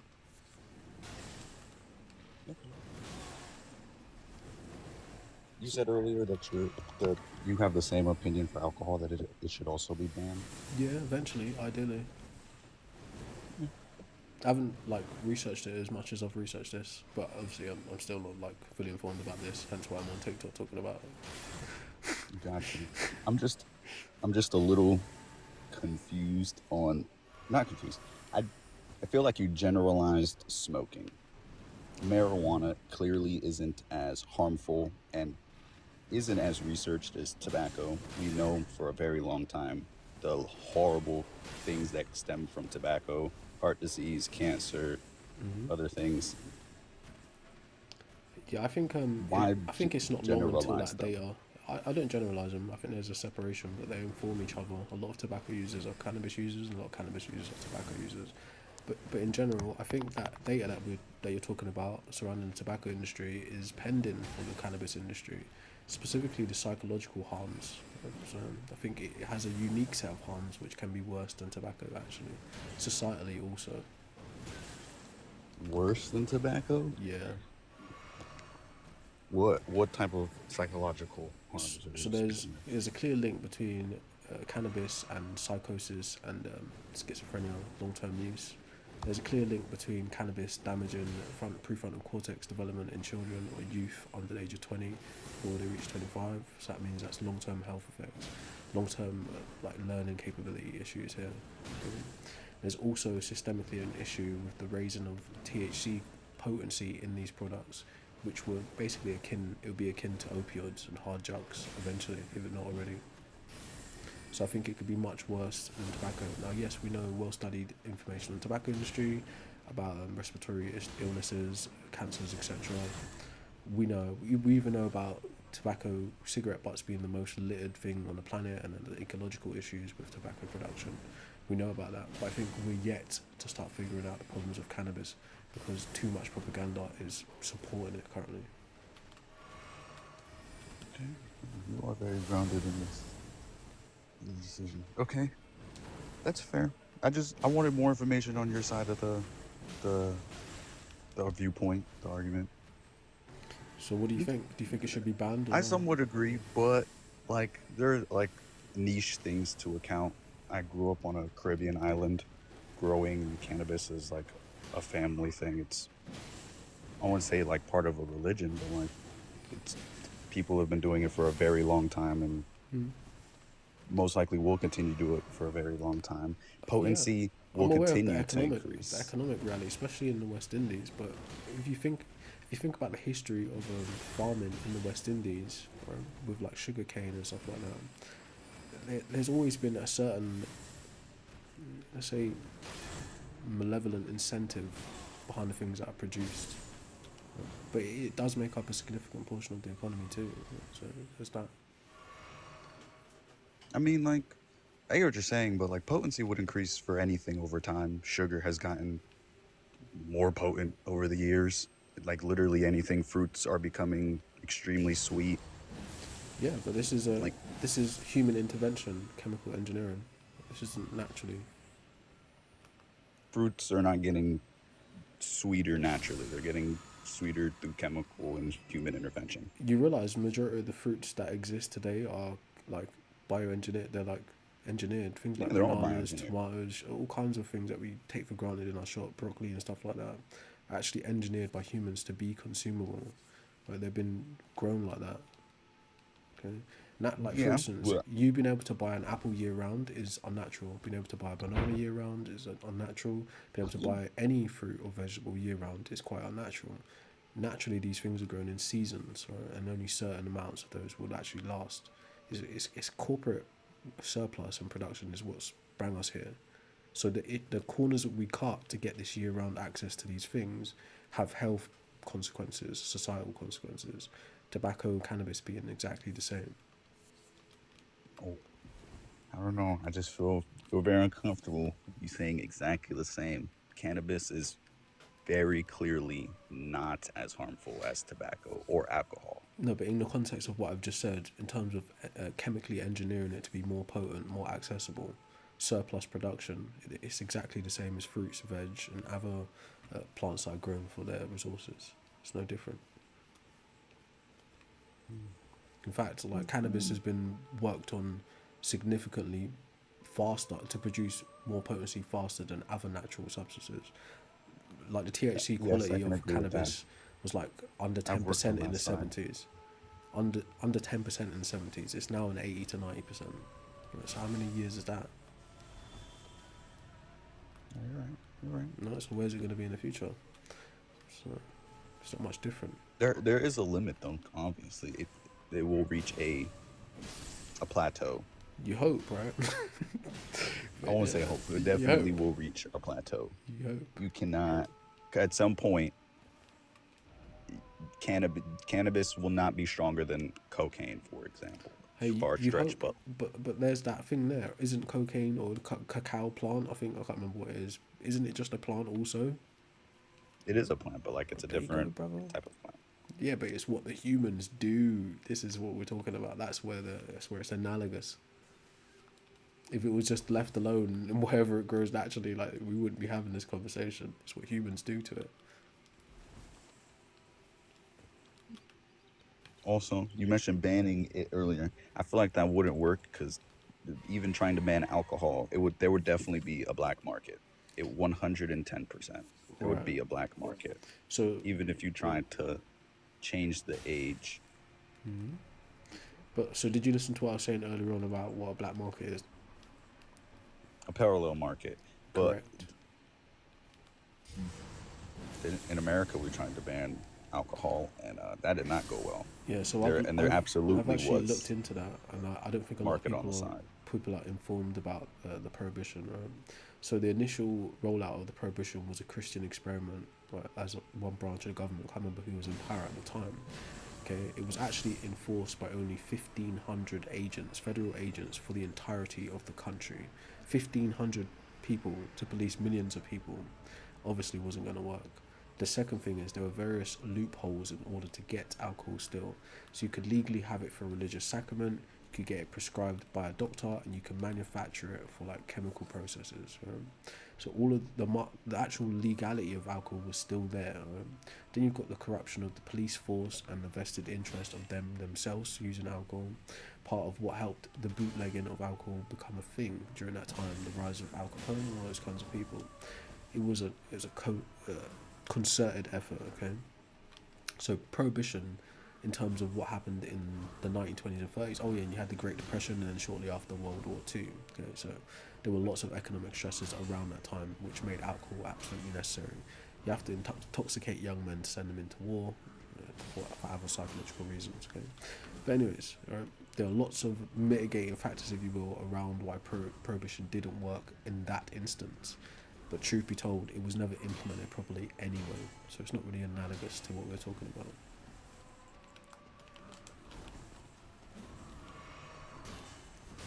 Yo, you still there? Our bro dropped down. It's a shame. I wish a lot of people looked more into prohibition. Right? Should go, do you know what? A good movie, right? It kind of surrounds prohibition. Is Elliot Ness. It's a great movie. But yeah, I ain't gonna give you all the facts. But you can get this information. It's well available. Alright, so let me just finish writing this dude. No, I guess hold myself. Why is this person so OP? It's just a random foot roller. There we go. What you think your country like, bro? You're crazy, bro. The strong delusion with this one. So, folks, can we tap the like and hit that repost? Get people in here. Let's talk about this. I accepted someone, but I don't know if they're gonna load up. Just give it a second. There's a list. It seems like there are people. Yeah, I just accepted you, Grio. I don't know what happened there. But there's like a queue.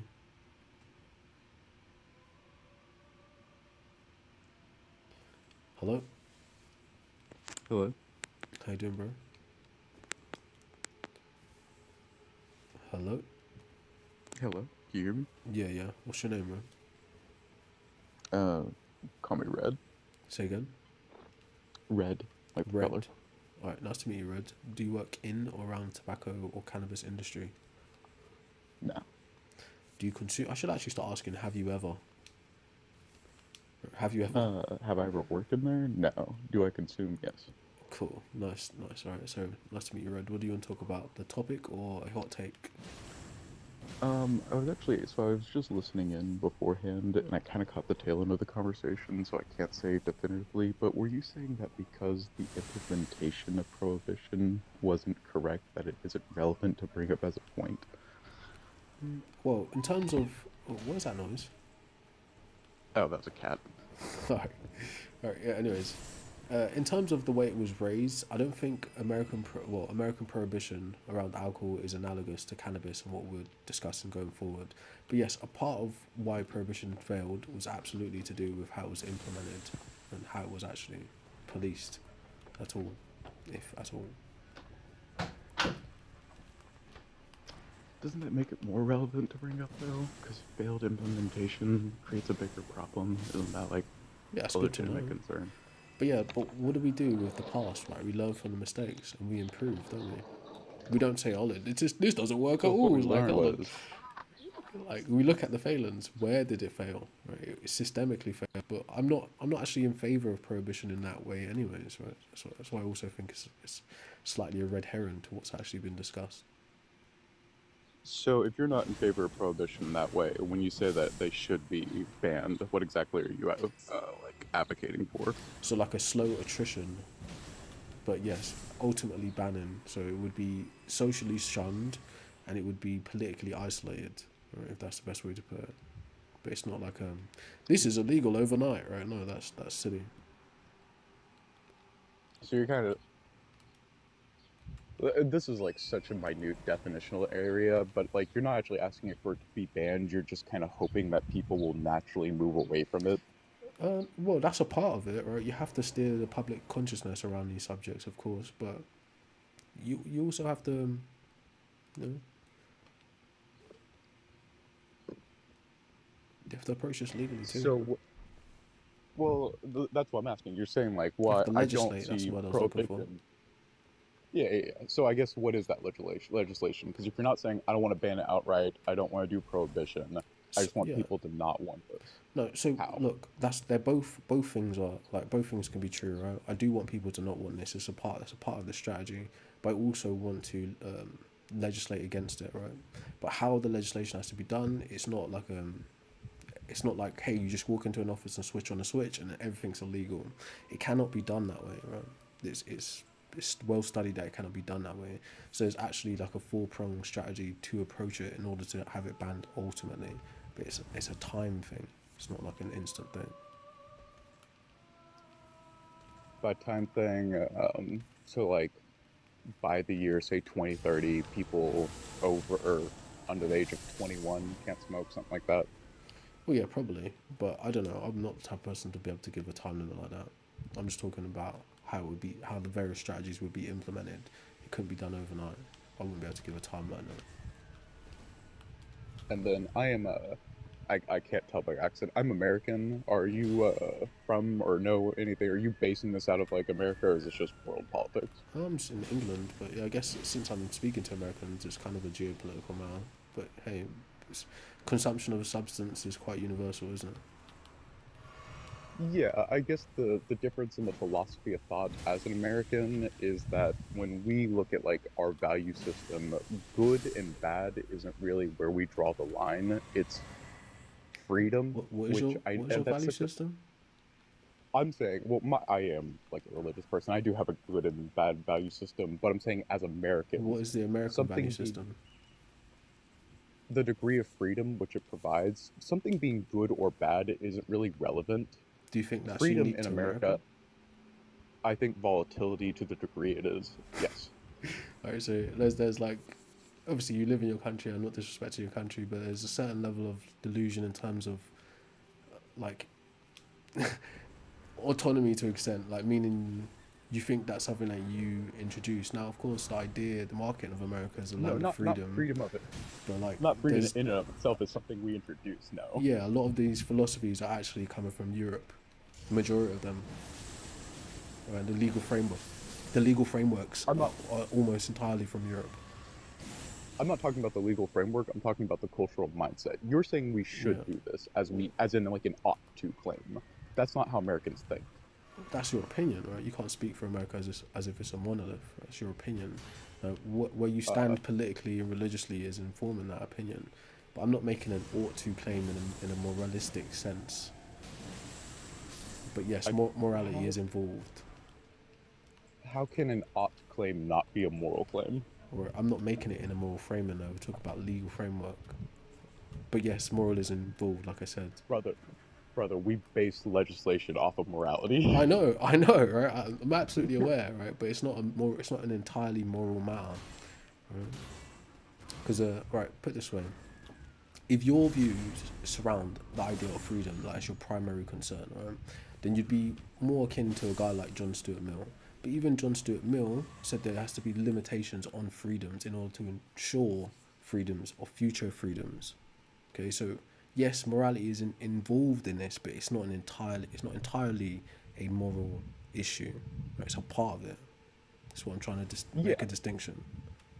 yeah. So when I was saying that when we're talking about freedom in America, we're not looking at it from a moral sense. What I'm arguing is that it's more like a utility sense.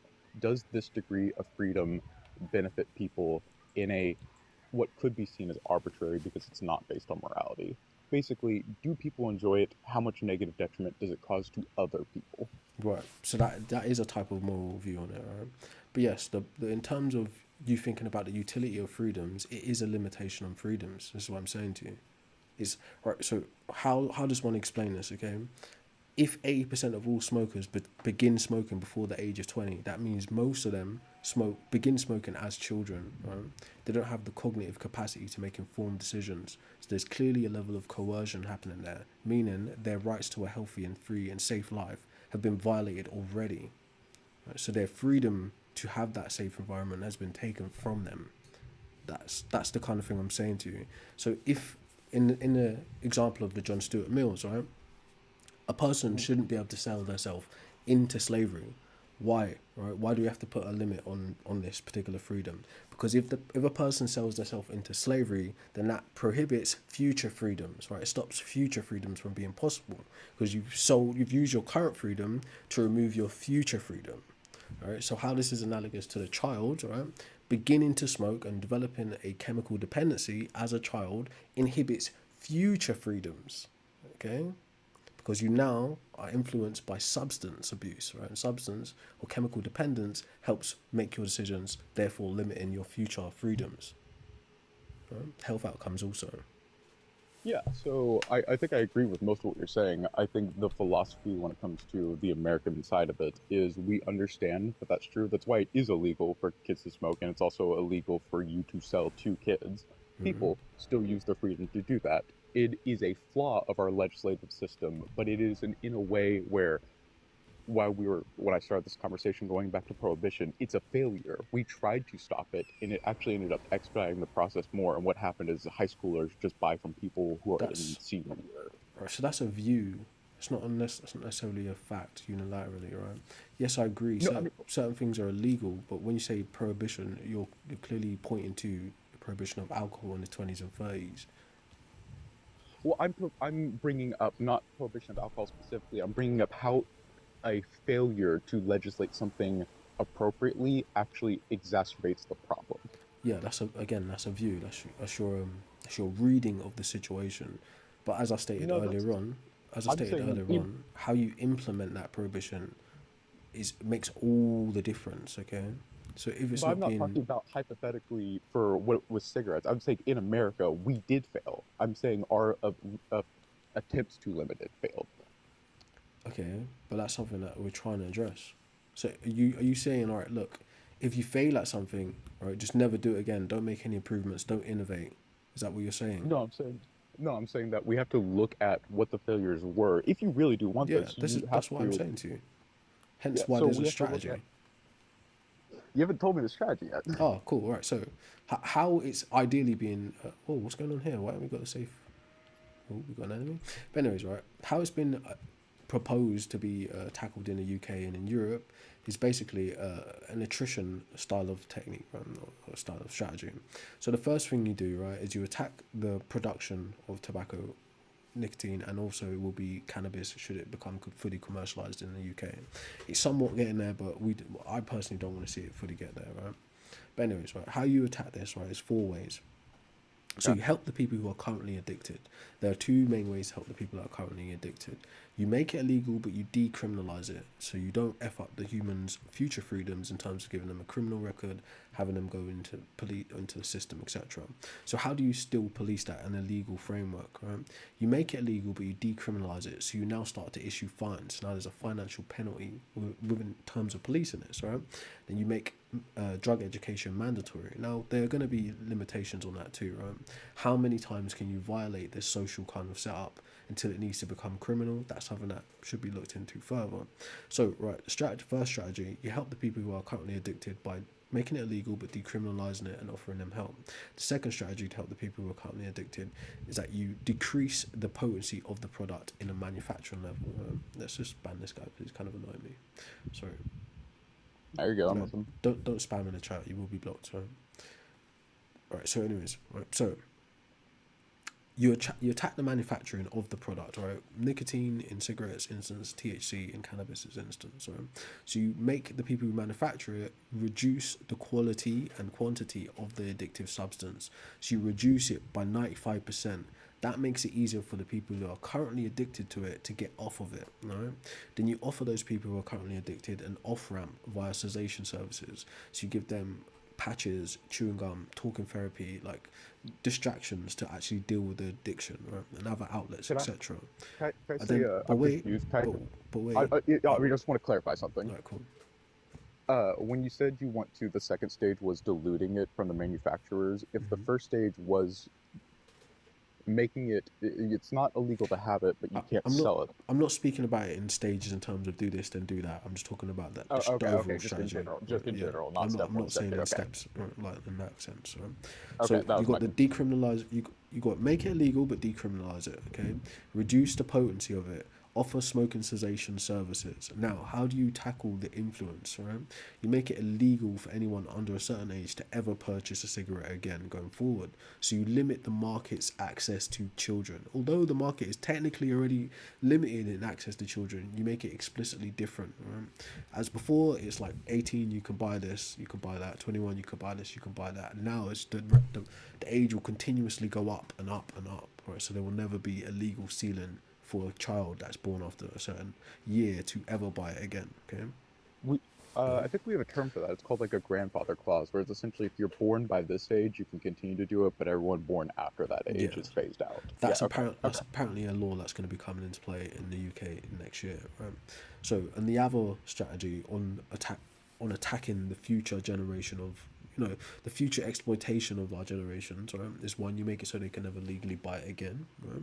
But then you have to attack it socially to reduce the influence, because of obviously smoking is illegal, yet 80% of people start smoking under the age of 20. So the law isn't a consideration to children, obviously, okay, based on the stats. So how do you address that? Now you have to raise the social consciousness around the issue. Right? So you're combating legislatively, so you haven't got all of these big corporates and like corrupt politicians and doctors and shit lobbying for it to be propagandized and accessible. So you combat that on the legal side, and then you combat it on the social side. Right? Having conversations like me and you are having right in the open, exposing the actual problems of it. Okay, so now you reduce the influence in actors and rappers and musicians and shit in art. You reduce the influence in ads. You can't advertise over here in a certain way or after this certain time. So you reduce the influence, right? So now, what are we saying? Legislatively, we make it illegal but decriminalise. We reduce the quantity of the substance or the addictive part of it, right? We offer cessation services to people already addicted. We make it illegal for anyone to ever purchase it again after a certain age, and we attack it socially to change the consciousness and the influence of it.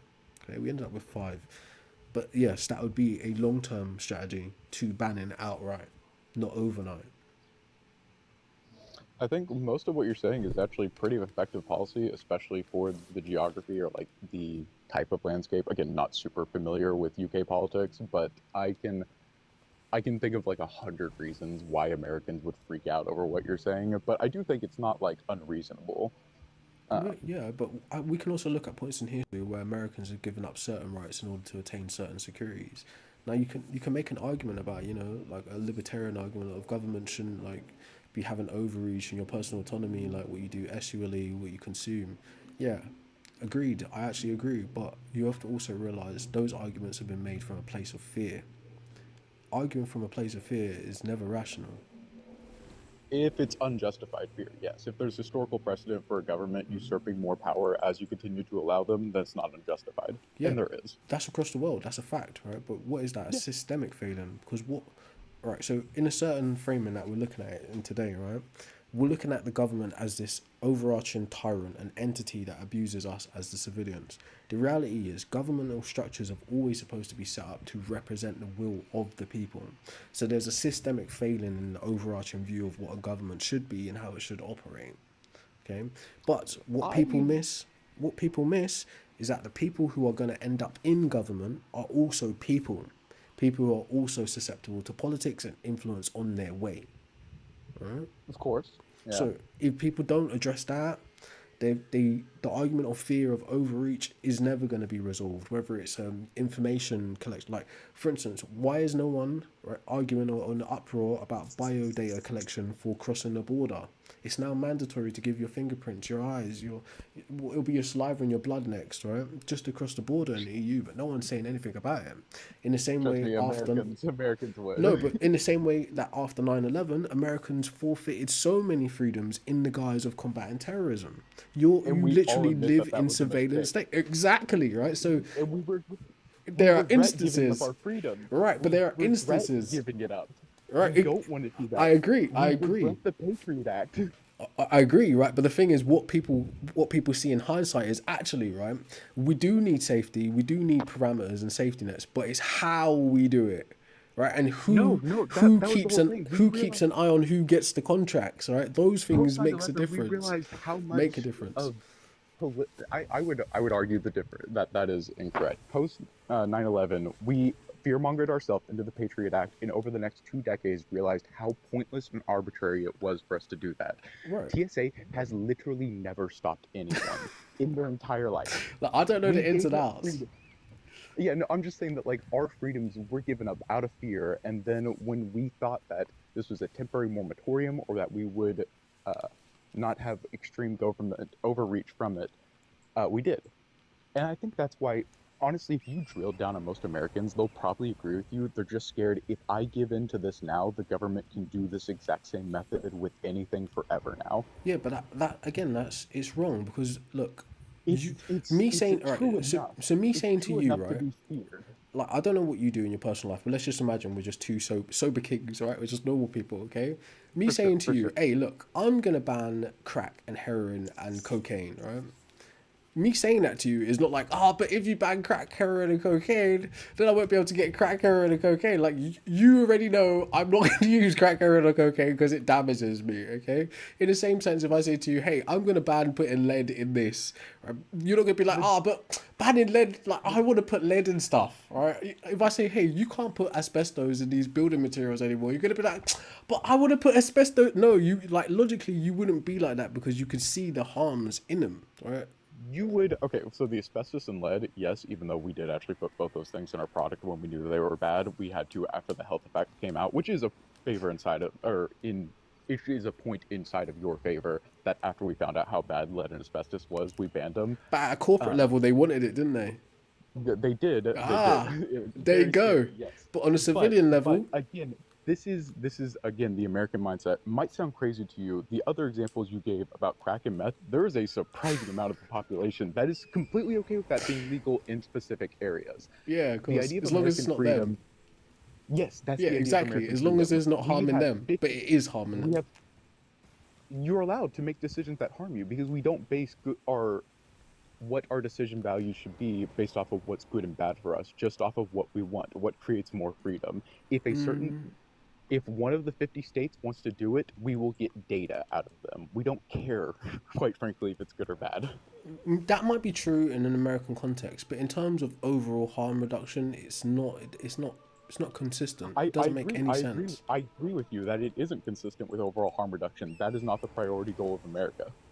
But boy, again, I'm not an American, so that'd be a subjective opinion from my point of view.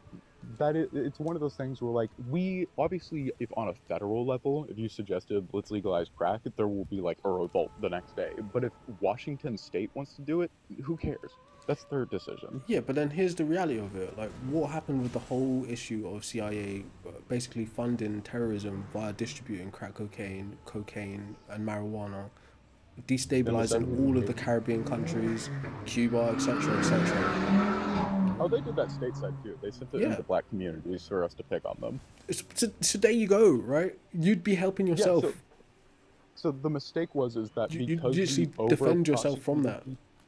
so because we over prosecuted people simply because the government had villainized a vice, we actually messed up and hurt people who really did not need that level of scrutiny on them.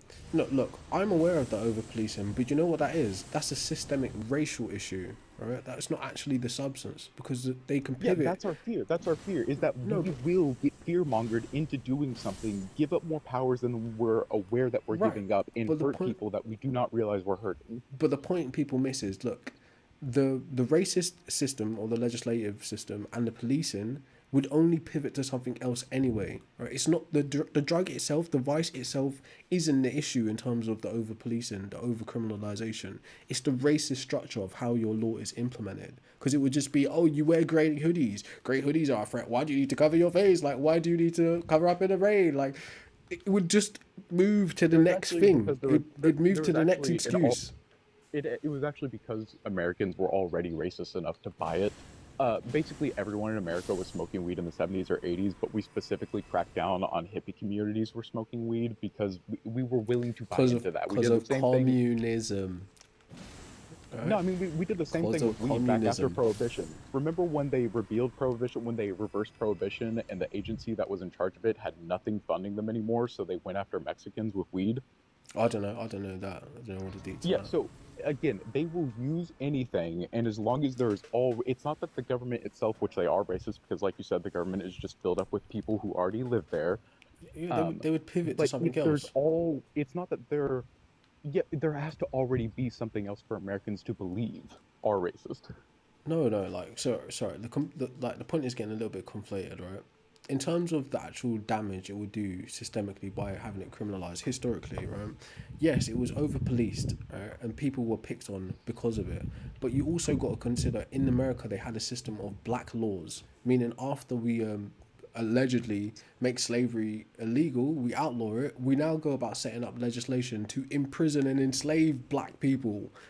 Right, so that has a clear influence on how policing goes about, how you go about Yes. policing with drugs and narcotics. It's part of the same hand in hand system. So Europe your and argument is essentially UK, like Europe and UK any isn't type of excluded like either. any type of restriction we do, the government can use that for a racist view if they already have that. Is that Obviously, roughly what I'm getting? obviously, Yeah. Okay. So that is quite obvious. in context, It's of illegal to walk America, across certain roads in your country. It's Obviously, dangerous. so like obviously they're gonna abuse it. So if we look at what the effects are of what your proposed legislations in America would be, again, I don't have the numbers off the top of my head, but I know that it's not a small percentage of African Americans who smoke nicotine because they've specifically been targeted through it historically. They will get arrested on that. But they go like, look, if you are like, it's like how people have their suspicions around Big Pharma, right? You're selling the disease and the cure at the same time, right? But I need to make you sick so I can sell you the cure. It's like an Ouroboros of crime and corruption. Okay, the racism and the all policing I'm seeing is from incorporated. my own history is that I agree with you that, like when I said that before, I realized the absurdity of what I'm saying, that corporations got an entire group of people addicted to this, and my solution is let's not do anything government-wise. But it's not based off of I don't want to help these people. It's based off of if we bring the government into this, it's not going to. And there are so many historical examples to validate that idea. Not necessarily true, right? Not necessarily true. Again, But historically true. that goes, but historically no, true. but that goes back to what I said about the view. Maybe it might be a personal view or an ideological view on what a government is now supposed to operate. Right? That is something that you have to address politically. It's a part of it, no doubt about it. The government can abuse its citizens, but remember the primary function of government anyway is supposed to play out the will of the people, be in service to the people. That itself is a view that you have. It's not actually what the government historically does. Well, it depends. Throughout all the time. It depends. Give me one government that has ever actually done that. Well, yeah, that's true, right? That's true. Well, I mean, again, it plays out the will of some people, okay? The idea of what we would want a government to be, yes, historically, True, again, right? It's not like, if we were 200 years in the future, I'd probably agree with everything you say. I just don't think we're there yet to enforce this the way you want to. Yeah, but at least you in can't America. expect that to happen overnight. It has to be an active I don't. push. I think the work that you're doing is exactly what's going to lead us there. It's just not at the point of legislation. Look, I appreciate that comment, but I think, look, you thinking that it's simply a fact of creating a nanny state and the state has to step in and say what you can do with your bodily autonomy is a corruption of the point itself, okay? The people at risk and the people capable of ending that risk is us, the people, right? Government is a blanket term for a bunch of people with jobs. They are also us. They also got to go home. They also got to go to a shop. All right? They also got to use money. They also got to trade their labor. Okay, so the government essentially is us people too. Okay, but like I said, in terms of strategy, the legislation is necessary in order to combat corporations. Right? As civilians, you could lobby corporations, you could protest, you could do all of that shit, right? But if you can't actually make it so they can't make money, you can't win that fight. Yes. No? So in American policies, the reason I am so maybe like defeatist already is, again, I keep using that word historically, we don't win against corporations. We never have. The amount of money that they have to pull from and the amount of time that they have to push legislation will always be more. We have 100 years before we die. They have 500 and they just keep going. Yeah, I don't think that's true, and but that's not a I reason understand to the be view. defeatist. It's not a reason to be defeatist. I don't think that's a reason to give up. I just think where we are in the 21st century, you are more likely to try and activate collective consciousness and get an entire group of people to organically give something up than you are to get the government to do anything you want. No, but you need both, though. That's what I'm saying. You like. I don't think you do, though. I don't think you do. You're overlooking the fact that the government is people, and that comes from like a history of how do you put it? Skepticism around what a government is supposed to do and suspicion around what governments have done.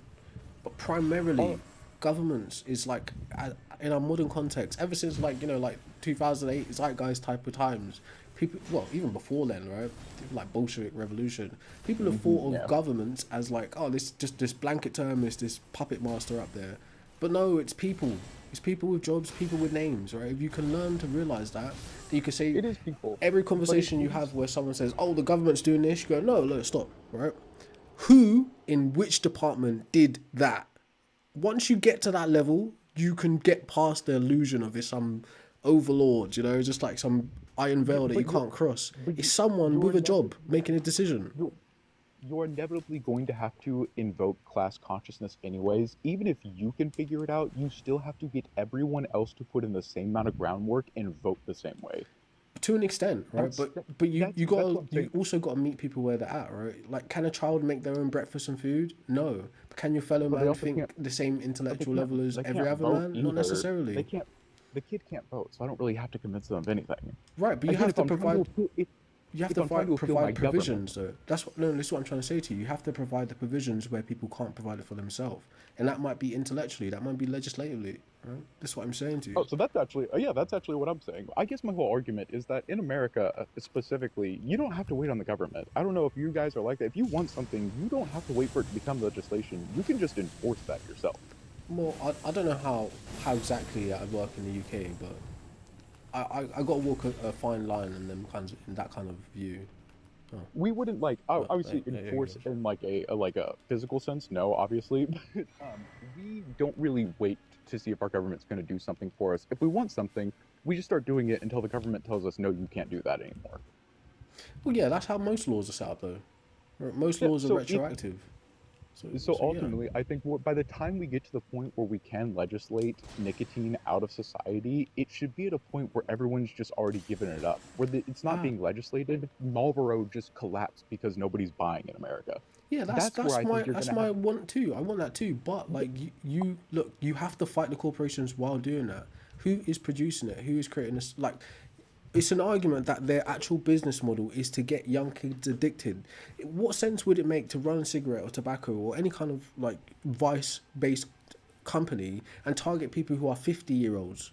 It wouldn't make any sense, right? So the argument is that their marketing In agenda America, it is does to the make kids sense. in the first place. When it comes to Marlboro, it actually does make sense. They're okay with targeting older Americans because everything's sold at a premium here. They'll On the make their money off of surface. kids. And they make their money on kids in other third world countries. In America, Yeah, of they're course, okay with selling exploitation you at a wise. premium. So that That's on the shows that no, even brother. That's on the surface, though. Like I said to you, the statistics don't lie. If it's 80% of all smokers, 1.3 billion smokers in the world, 80% of them start smoking before 20, then the veneer of what the corporate's telling you it's marketing clearly isn't true. well, I'm not saying anything that's against that's going with the corporate marketing. That's what I'm saying to you. So clearly, the part of the business model is to get kids addicted. So if you don't have something to combat it on a corporate level, right, you'll be spinning your wheels in the sand in terms of trying to influence people. You have to have a fight on both fronts, right? Multiple If fronts. if if that's the main concern, I would say again, everything that you're already doing is what I believe is going to be the most effective thing. If it really does have to come down to legislation, in America, I'm going to push back against that. But if you You're really do crazy. feel like that, You're crazy then. You're crazy it's then. not. I'm realistic. I understand the world we live in, and I understand the ability No, to that's need to have that's change. that's inconsistent, right? Because you'd be voting against your own interests at that point. That's inconsistent. Even okay, so to give you some context in America, even if every American citizen voted for something, the entire Senate voted for something, the House of Representatives voted for something, they all agree with it, but the Supreme Court said no, we lose. Yeah, there. I don't I know don't exactly think- how it works here, but it's similar to that too, right? So even if literally everyone in America and the American government wants something, if the Supreme Court says no, you cannot have this, we cannot vote the Supreme Court out. By the way, Yeah, we but don't get it. you yourself just They- said I agree that it should be banned, but I would vote against it being banned. All right, that's No, I don't inconsistent. agree that it should be banned. I agree Well, that in it a, should be in a gotten rid nutshell. of. But I think that's going to come down it's to the same class- thing. Yeah, through legislation, it's the medium in which you want it to happen. I think it's got to be naturally eradicated for people just not consuming it anymore. I agree. If you, yeah, so when you try and do legislation, trying to ban it effectively isn't. But fam, it would going to be. create. Look, what I'm saying to All I'm you, saying you is would spin your wheels in the sand, right? Because it'd be like saying, all right, look, there's a bunch of babies. You'd be like God in this instance. You'd be like, hey, like, humans are just babies. Put them on the floor with bombs and guns and diseases and shit, right? Just be like, yeah, like, let's convince them not to pick up those things. No, how about we remove those things from the floor so it's not a choice? Yeah, so in terms of Like, legislation, I don't agree that that's what you're doing. If the only goal is to make sure that kids aren't able to have access to it, there is more effective legislation that does not push government overreach. it's not Simple it's things not a like government raising. overreach though. That's the thing I'm. where people are misconstrued, right? It's not a It's not government misconstrued. overreach. It can be though, if the No. way that you're doing it is. If It you're can. In addressing the America, market, brother, if you're addressing the market, right? Like again, you can go look into like the various treaties and agreements on what rights should be post World War II, right? But one of those rights that would trump that, right, or at least a view of those rights, would be the rights or the opportunity to a healthy life, a healthy and safe life, right? That would trump yeah, that. that's not what And that's not what Americans care about. Healthy and safe no, is not in no. our food. But listen, It's ironically, delicious, though. what you're arguing for is no, corporate should have the right to literally produce this immoral substance that kills people. You're arguing for that right over the autonomy of a child. That's what you're I'm arguing arguing for for. people. I'm arguing for people. Don't straw man me. I'm arguing for people Nah, to have the adults to be able to do that. they If you can't. want to They effectively can't. eliminate, They if you can't. want to effectively mitigate the ability for minors to do it, there is more effective legislation. No, bro. Simply add. Yes, Look, I mean, okay. So here's an if you, example. if again, think about the statistics. If it's 80% of people who start smoking as minors, then you have That's to what we need to address it. institute something to. That's why Yes, you have yes, to address the corporate production of the product. It's the same thing. No, You're leaving the dangerous weapon or the thing on the floor with the child, let and me you're re- saying, let- "Hey, let me re- look, just the child should know not to choose the dangerous weapon." No, like you're leaving it on the floor. You have to remove it. That's not what I'm saying here. Let It me throw out my is. It example. essentially is that. Okay, let Alright, me throw out sorry. my example. No, you're fine. I understand. It's fun. Essentially It's is fun, that. Daniel. My argument is if we're talking about effective legislation that keeps it from minors having access to it, simply raising the age of consent for what somebody is allowed to smoke nicotine will effectively remove it from their ability for high schoolers in senior grade to give it to freshmen and younger. In a legal context, yes, but obviously, like if 80% of smokers are beginning to smoke before the age of 20, then there's a clear disregard for what's legally acceptable already. Yeah, Right. because again, people who just turned 18 don't really care about that. They'll There you give go. it to their 17-year-old. So you've got to remove the choice. Yeah, no, I'm saying set it to 21 after people are no longer exposed to people under the age of 18. It's because of school. It's No, because bro. people who are able to buy it are still in contact with people who aren't able to buy it. No, if you it's- simply remove Yeah, that's that, that's true, but not just on a school level. You're forgetting family, friends, culture, right? Your parents could be smokers, okay? Your neighbor could be a smoker. Your uncle, your auntie, your granddad could be a smoker. So it's not just a yeah, school we already have environment. laws. We already have laws that says you can't give those to kids. No, it's not. It's the influence factor. This is what I said. Remember the strategy to address it, right? You make it impossible for kids born after a certain age to ever buy it again. That's legislatively sound, right? It makes sense, right? You also make it so the people who are currently smoking don't become criminalized. But now you have to do something about what the effects of the thing is on the actual autonomy, or on the actual biology of the person interacting with it. Right? And that's what I'm saying to you. If it's still there at high potency, you're not gonna say the rest of it will be pointless. Yeah, that's a degree in America that I'm okay with. Adults being able to have the decision to engage with a negative vice is totally within freedom. Fam, that's insane, right? Again, so It I'll is, put it so is so crazy. what that sounds like to me is you are basically arguing for the rights of corporations to exploit and kill humans over a No, child's I'm autonomy arguing- to have a free, healthy life. That's what you're arguing I'm arguing for adults' right to make free decisions while It's not adults doing choosing. while doing as It's much not as adults, we can fam. to ensure that minors do not get access to it. 11% of all smokers start smoking after the age of 25. 11%. Then there are plenty legislative measures that we can take that do not restrict adults' ability to purchase This nicotine while this is crazy furthering to me. restricting minors to do it, so that way we can make that number This is go crazy down. to me. We So, don't have to ban it for adults. so do you think? No, I've already told you what the strategy would be. It would be you'd create an off ramp for the people who are currently using it, people who would choose to use. Okay, you make an off ramp for that. But what if they don't want it? What do you mean? What if they don't want your off ramp? What if they don't want to get off? No, that wouldn't be for them to choose, right? If the substance is less addictive, So you just eventually. want to force it on them. No, it's not about thought, right? So it's like, look, what we're actually discussing in this part of the conversation is addressing the market, not the individual's autonomy. Right? If you want to go to the shop and buy some special edition Krispy Kremes with poo in the center of them, right? That's not an option on the market for you to do, for you to pick, right? So if you address what's available in the market, you're not attacking the person's autonomy to choose. You're saying, hey, just like the asbestos, just like the lead, this is a Krispy Kreme with poo in the middle. It's going to make you sick. It's going to kill you. We're not letting it on the market anymore. Now, if you want to go find a Krispy Kreme with poo in the middle, you know you're taking them consequences on your own hands, right? You're going to do it illegally. And if we find you with a Krispy Kreme with poo in the middle, you'll face the consequences, right? That's a different setting. Ridiculous. We're not taking That's your... ridiculous. No, it's not ridiculous. Because you're not taking away the person's right to choose. Literally, you are. No, Just because you you're say removing you a aren't, doesn't mean that product, you are. fam. You're removing a product, right? If you want to go buy building like equipment, right, or like construction stuff, right now, there's not an option, or there shouldn't be, as far as I'm aware, to go and buy asbestos filled equipment and resources, right? Because it's not available on the market anymore. Okay, but Yeah, so people don't you want it still on the have the market. choice to build stuff, right? Yeah, you still have the choice to build So the stuff. builder's You could. autonomy isn't been stressed or damaged in any way here, right? But that wasn't because. That's because the people themselves. No, don't Ram, want asbestos. you are literally arguing for a corporation's right to produce a murder weapon. No, I You're literally arguing for that.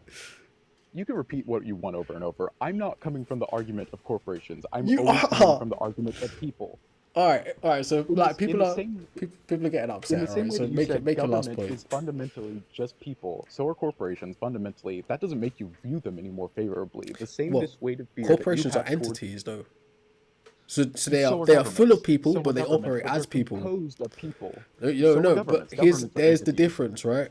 The laws that were set up to protect actual people's rights were transposed onto corporations, making corporations operate as people.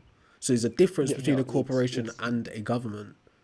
It is United States' biggest mistake, but no, Okay. the United States corporation is a corporation. It is legally. We well, are all maybe, technically employees. There's an argument about certain parts in London and UK which are similar too, but anyway, so Well, yeah, no, I'm not trying to. My whole point was that just to say that in the same way that governments are people, corporations are composed of people. That doesn't make governments favorable. It doesn't make corporations favorable. I'm not arguing for but favor of either of there's them. legislative I'm saying that difference. sometimes there are overlaps in what a corporation wants and what a person wants. A corporation who still hates a person and will gladly kill them for money will still give them what they want if the person wants that. No, but it's I'm not not a saying want. that that's good or That's bad. a In fact, manufactured consent.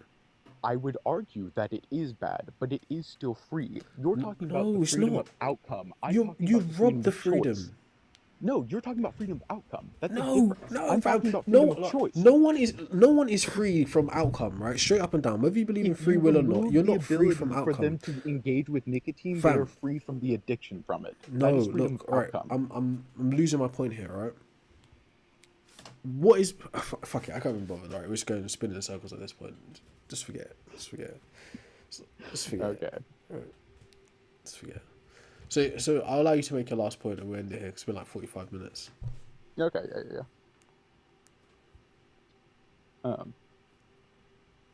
You said you were gonna make the last point. Or you want me to make the last point? You can make your last point.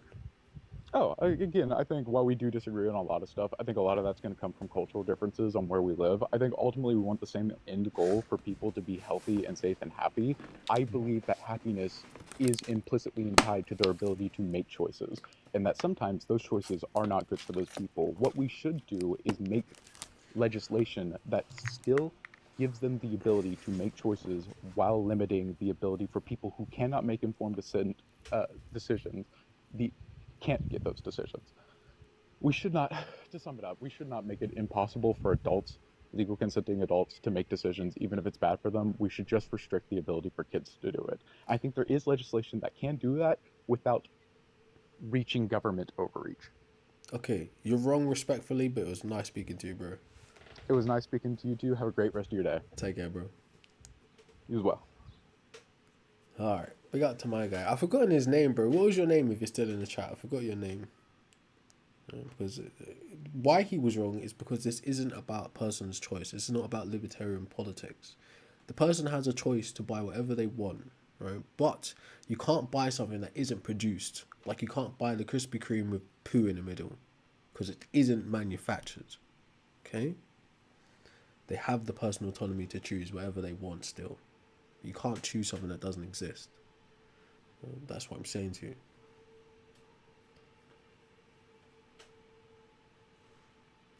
There's actually feces in cigarettes as well, interestingly enough. It's been well documented. Anyways, so there's poo in cigarettes and tobacco. Anyways, hey, how you doing? Yo, hello. How you doing, bro? Yeah, I'm good, bro. I just want to talk about your point. I'm not going to argue against you. Couple questions. Everyone, you know. Couple questions. Yeah. I've just got questions on how you're going to make it illegal in No, worldwide. I've got questions for you, my friend. All right. So, yeah. Couple things. What was your name? Hayden. Hayden. Nice to meet you, Hayden. Right? Damn, it's going off where you're at. Right. All right. So, have you ever? Lewisham. Have you ever? Interesting. Have you ever worked in or around the tobacco or cannabis industry? No, I haven't worked anywhere near it, but I have been a smoker for very long. Or I was smoking. Which substance was you using, if you don't mind? Cannabis. Cool. All right. So nice to meet you, Hayden. What do you want to talk about? I just want to talk about the effects of it and how it affected me and how it affects people around me. Sure. Because I was a smoker for 3 years, from 15 to 18. And it was influenced around me a lot. My parents were growing it, selling it. Damn. And it does affect your brain more than people realize. Me, I was smoking for very long, and not until 3 years after I was having panic attacks. I was seeing things. A lot was going on. Like no one was even realizing. Just functioning, yeah. Yeah, and I'm just trying to make people in your chat realize that this is a real thing, and they're arguing amongst themselves for no reason. That's what I really wanted to say. Hey, big up to you, Hayden, bro. So you like do you still smoke cannabis, or are you good? No, I'm clean. Well done, man. I'm never touching that stuff again. Congratulations, man. Well done, bro. Well done. Do you want to share how you managed to do that? It's just the fear of what I was going through. Yeah. Was the process easy or was it difficult? It was easy just because of the fear. Yeah.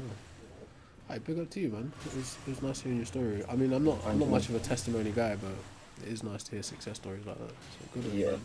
Stay clean, bro. Stay clear-minded and sober. You know? Good luck to you, my friend. Take care.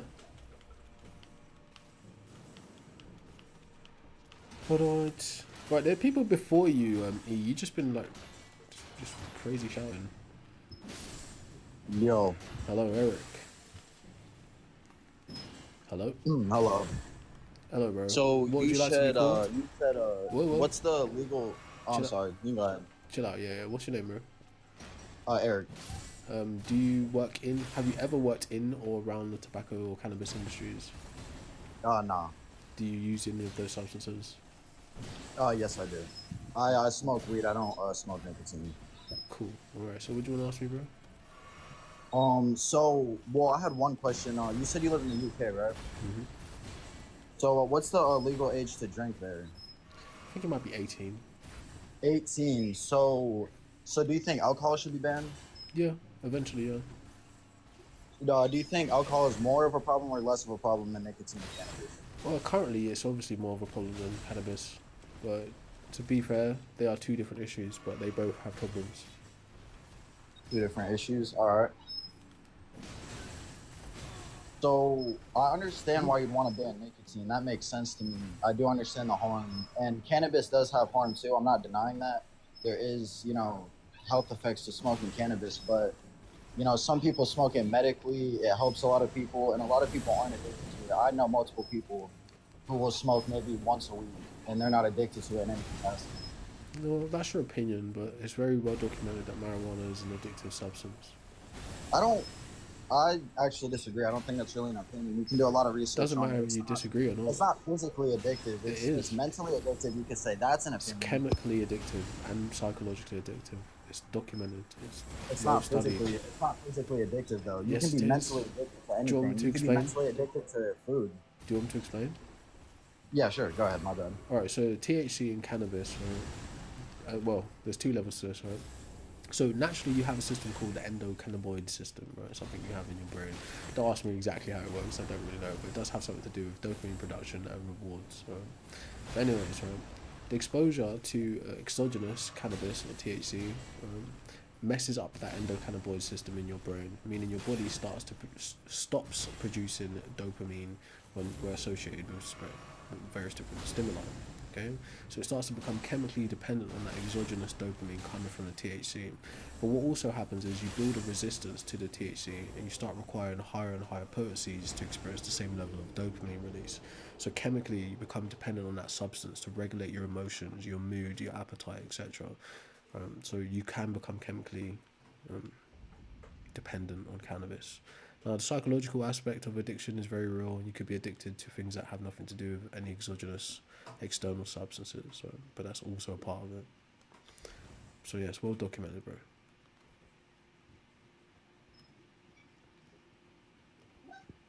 Still there? Yeah. My bad. I was just thinking. So you said it's chemically addictive. Well, it is addictive. I'm not disagreeing with that. But there are people who smoke that aren't addicted to smoking. I know you're gonna say that's an opinion, but that isn't like I feel like you can say that's an opinion. But if you're friends with someone and they smoke once every 3 weeks, would you genuinely consider them addicted to that substance? Yes, because again, it's not my job to tell you what counts as addiction, what counts as abuse. It's not my job to do that. But what I would say is, look, if someone just experimented with something one time, it's just a one-time try, fine. Regular use, right, whether it's spaced out between days, weeks, months, or even years, is a sign of something else happening there. Okay. An experience is an experience, right? But regular use of a substance is leading to problems. I think nicotine should be banned. I think cannabis, maybe there should be more limits on it. I don't think it should be outright banned though. Okay. What are your reasons? I honestly think, there's lots of people who use medical marijuana for genuine health issues. There's people, I don't know the exact condition. I'm kind of drawing a blank here, but people that are really shaky and stuff. I forget what it's called, but some of those people, they smoke and it calms them down. It helps them stand still when they couldn't do it before without the weed. Brother, there's a And sound. then it also, There's a sound in your background. It sounds like a constant. I'm not saying it is a bloody fire alarm, but it's a constant squeaking sound. It's quite annoying. no, it's my fault, bro. I was rocking on my chair, but I stood up. God damn it! See, My fault, bro. bro's back there rocking back and My forth. bad, Jesus Christ! Oh my God! That's got fault, bro. a picture in my brain of you just rocking back and forth. Oh my God! I'm joking. All right, can you continue to say what you're saying? Sorry for disrupting you. Yeah, but I think I understand looking at it from, I would assume, outside perspective, because I would assume you've never smoked or. Yeah, I've tried smoking before, of course. You have? Oh. Yeah. All right. So you smoked weed before? Way before. Oh, weed before, yeah, of course. All right. How many times? Just wondering. Listen, personal stuff aside, I was smoking weed as a teenager for a while, so I know what I'm talking about. Yeah. Did like that affect you negatively? Did you not like it? Did it? Yeah, I'm not getting into my personal issues. All right. No. All right. I apologize for but asking. yeah, I am against it. I That's was what we only need to know. asking so I could get your perspective. I wasn't trying to be intrusive. It's totally fine. But yeah. So yeah, I'm not speaking of speaking from a completely unaware place. Yeah, I feel you. I partially agree with some of the stuff you're saying. I've been watching for like a little over an hour. But The marketing to kids, that's a huge thing that I understand is really, especially here in America, it's really bad. Like they really do, you know, try to get kids to smoke, and I think that's really bad. I don't really know how we could like, because I heard you saying how we could stop people. I don't really like. I just don't see it ever happening. Like I don't see people ever well, really. because you're not looking. You don't see because you're not looking, right? But there are strategies to approach it. Just like how Hayden came up a minute ago and he said like he was smoking weed from, I think he said for like 3 years. Can't remember the exact age he said, but he managed to get off of it. So there are strategies to do this. Okay. Yeah, I mean, But what I guess the I've never problem is? fully quit because obviously I've done it again, but I've quit before. It's not. I want to say I'm addicted. Like I know this sounds stupid, but like I Well, could you kind stop of right just now. I mean, I haven't smoked in a few days. you've Like I kind of don't just hit do the it. marker though. You've kind of hit the marker for what a clinical addiction is, right? Someone who's quit before or intended to quit but is now using. That's kind of like a clinical marker for addiction. So Fair enough. it's something to think about. But That is anyways, true. I guess I don't know. It's just damn. I guess you're making a good point. but yeah, what I'm trying to say is, look, something has to be addressed systematically to prevent people from beginning to smoke tobacco or cannabis as teenagers, right? Because it's one is the production of it, right? It's the sale of it, and the other half is the influence of it. We're documenting enough information every day. Studies are being done about the mental effects of it and the physical effects of it. But we actually have to do something socially to make it. It's because it's preventable, in simple terms. How would you go about preventing kids smoking? So, again, there'd be like a. So we'd be raising the social consciousness around it, right? What actually does, like case studies, people who've had bad things happen, people who managed to get clean, etc. We present that information to kids, but we also go on an influential campaign about it, right? Demonstrating the bad things and why not to do it. Trying to, again, I'm the one to be able to explain this. Someone could do it way better than me. Trying to explain the levels of exploitation and the predatory nature of coming into contact with substance and substance abuse. Right? So influent, like socially, in simple terms, you raise consciousness around it. Right? So adults know, actually, it's not cool that I'm doing this in front of kids. Kids know it's not cool if such and so tries to influence me. I know it's very like, yeah, I'm being very simplistic with it, but there's nuance to it, right? In a more fleshed out way, the people, whoever you will be or decide to be, have to decide to engage in psychological warfare to combat it. However you decide best to do that is up to you. Okay? But in terms of combating influence, it must be done psychologically. You know? But legislatively, we can talk about that in depth. Legislative. I don't think they'll ever be. I mean, if they can make money off of it, if they can tax it, then they're gonna keep doing it. Because I mean, they don't. They only care about money. They don't care about our health. We live in America. Our politicians don't care about our health. They care about. What you're saying is kind of true, but then to that point, I point to like, which is part of the strategy, the former strategy I just mentioned. Well, when someone says something like that, you point out, hey, in the UK we make 7-something billion off taxing tobacco products every year, but guess what? It cost us 44 billion in NHS costs and social care costs and productivity loss. So the tax that we've made of it, the money we've raised of it, we're losing that quickly. Plus, we're losing people in our society quickly. So it doesn't balance out. So think about how much would be saved instead.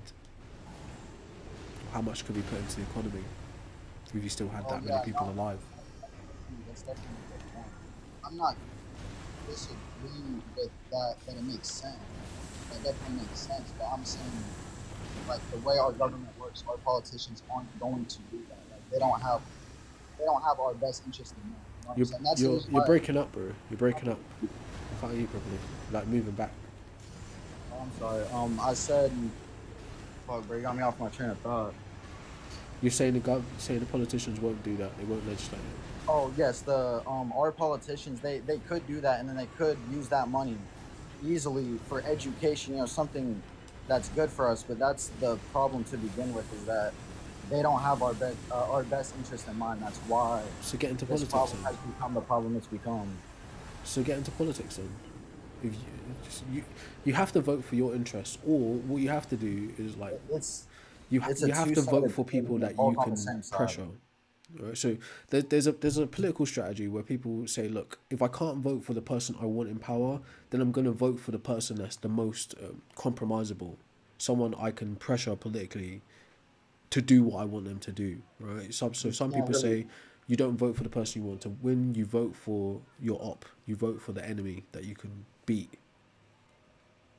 We really can't pressure our president into doing anything though. Like, there's not Yes. really anything Not we your. could do to fully. That's not actually We true. can like riot and stuff like that, of course. You know, we could go out in the streets and No, protest, no, but that I doesn't work. nothing we could do. That's what they feed to you in propaganda, right? What you can do is engage in local and then state level politics, right? Because in America, I'm pretty sure most of the states operate like not completely independent of the federal, but they can have, like, for instance, in England we have boroughs essentially, and in those boroughs we have councils. Okay? One council and borough can do and operate in a complete different way to another borough and council. In the same way in America, one state can do things and operate different to another state. So on a local politic level, you can do something. Marching and protesting, or, yeah, it might be good to raise awareness around it, social consciousness, but it's not a ideal long-term strategy. Considering in our countries, we could be told what is allowed for protest and what isn't. So that makes all the difference. So, but yeah, in short terms, yes, you can do something politically. I mean, we could try. I mean, I You don't know. should. Our system is just really like corrupt, so it's really hard to. I mean, I assume I've never lived in another country. I So don't let's fix know. it. I don't know how your government. You Obviously, know, that doesn't happen overnight. I can't just fix the USA's government. I'm one teenage boy. Like, how am I supposed to fix yeah, the entire government? right. But anyone you can ever point to in the government was at one point one teenage guy or girl. Yeah, no, So I heard you saying that earlier about how politicians are just people, and absolutely. you got to get past that. It's like I understand what you're saying, like it makes sense, but damn near, bro, I feel like American politicians damn near aren't human, bro. I mean, you see in the Say news, again. right? Like you see like the stuff that's going on with like our politicians, like that's No, not. I'm not that up to date with American politics. I'm not even that up to date with politics in my own country. So you know In about fairness. like the Epstein files and like that shit. Yeah, Yeah, like I'm saying, like our government is very like those aren't like normal people. yeah, Like but that, those people in our you're right. government, they're not like me at all. They're not a You're right. regular person. But They're they also, corrupted. exactly, but they also compromise people, like I just said to you, right? So for some people, again, don't misconstrue what I'm saying here. You don't want these corrupt widows in politics at all. But in the same extent, to that same extent, they're compromised people. Right? So you can pressure them in certain ways where you may not be able to pressure, like, you know, pre Harvey Dent patch, you know, Harvey Dent in Dark Knight. Like, their corruption is also a tool that could be used against them. That's what I'm trying to say to you. Right? So there are things you can do. Every politician we have though is corrupt. Even the new ones that are coming in that Not all haven't of them. even touched office. I mean, we have two. We have Republican and Democrat, and both sides are basically the same side. That's just, I don't know. Like, I don't really believe in our government system to firm. All right, so like, then let's move this beyond just a governmental level. What can you do socially?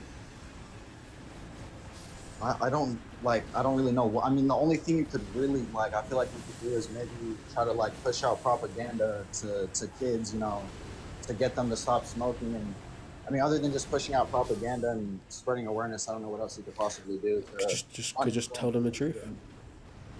Just tell them the truth.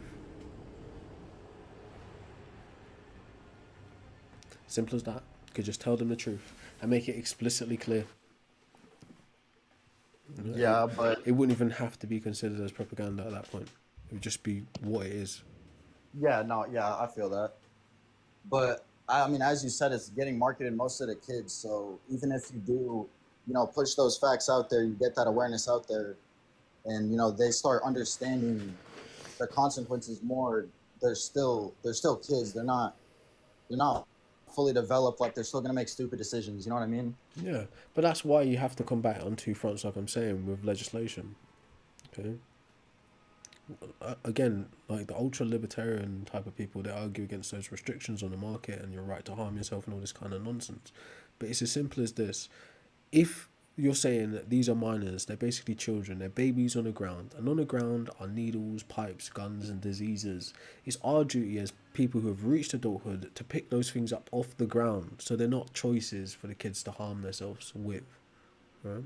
Now, should the kid make it to the other side of adulthood and he can now see the world and still chooses to make those decisions, that's a different situation altogether. But the autonomy of the child has been robbed from them by these substances coming into contact with them. Okay, and that's something we absolutely can control. That's preventable. So about the family members and stuff like non-influencing, is there any like legal way you're thinking about that, or just socially? I don't actually know yet, right? But I think socially would be the best way to address friends and family because they're just people That using makes sense. social networks like we are. Right? Maybe I don't mean this in like a malicious way, but a type of stigmatization. I'm not really pro bullying. I'm anti bullying, right? But a type of a level of shame around this, I think would be a valuable tool. Right? But Oh, for the I for the actually I right actually agree with that reasons, a right? lot. Not in like some malicious intent. Yeah. No, I actually agree with that point a lot. That actually is a really big problem with our society right now. Is that especially here, a lot of we just have lots of bad influence. Like people try to make bad things seem cool and good things seem lame. Right. So And most you've got kids are years influenced to to do fight bad back on things that. because that's what they think is the cool thing to do. Yeah, but think about how many like it's almost centuries of that you have to fight back against. The again, I know I can't bother to go get a book, but look, the view that you just raised about having bad things appear cool is a type of psychological warfare, e.g., propaganda that has been used for a long time. Right, one of the most well-established people in that field of what became public relations is a guy called Edward Bernays. There's a documented case of him basically accessing the other half of America's nation to bring them into the market of tobacco consumption through the guise of feminism. What did he do? He made a bunch of women march down the street during the feminist movement or a part of women's suffrages, or I can't remember which wave it was, but he made them march down the street smoking cigarettes to allude to women's liberation via the consumption of tobacco. But what that really did was create a generation of women who would smoke cigarettes and associate smoking a cigarette with female liberation. Right? But really, it's a type of killing them and making them another slave to the tobacco industry. So I forget the point I was making, but Yeah, I feel what you're saying. So you that's think what the makes it problem is like, seem cool. yeah. So you think the problem is kind of like generational, like it's because of things that have happened in the past. So older people are now influencing younger people to smoke. Yeah, but you have to like so. For instance, like someone brought up the other day, One Piece is a well-known anime cartoon. Kids watch it, adults watch it. But there's various different tropes in One Piece which stem from the same like legacy of propaganda and coercion through media. There's a character called Sanji, which he's low-key just a pervert, right? But he's an interesting character. Constantly, so the archetype or the trope that he plays is the angered chef who smokes cigarettes. In the real world, there are angry chefs that smoke cigarettes. Okay, it's a type of identity that's been carved out through media for people. Now, a way to combat that, like again, this is like Oda would be influenced by the media that preceded him, just like Kojima was influenced by the media that preceded him, that he watched as a child. Right. The idea is so in the future there isn't media that has a fonz with cigarettes or like a homo with a beer, right? Duff man, right? Yeah. In the future, that's not in the media, so that combats it on a psychological level, like what Edward Bernays did in the opposite direction, right? Making it psychologically basically a subversive tactic to make people consume these products was by putting it in media. If you remove it from media, then you attack it on that one front socially, like that. It's a big impact on social influence, rappers, artists, movie stars, right? That's a big social impact. Okay, if they don't That's promote it, that's they don't my push it, it makes it easier. But think about it. In the last decade, you've seen all types of celebrities endorsing alcohol companies and cannabis companies. Look at this brand that I drink. Look at this brand that I smoke. My homie's got this dispensary. My girl's running this multi-billion company, like Jay-Z with, the names could go Yeah. on and on and on and on, right? That's a part of attacking it socially, right? Because they're pushing for it to be sold socially. So you have to push back against that socially. Right? But then legislatively, you have to stop the production of it or minimize the impact of the production of it. So it's like there's like a multi-pronged approach here. Yeah, that makes sense.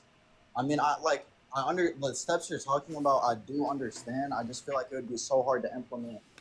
It's like you were just saying because of like the culture we have. I'm not saying it's impossible, but I feel like it would take just like how it's been passed down from generations. I think it would take like our generations of not doing that to like pass it down to like what I mean, to like actually get people to stop smoking.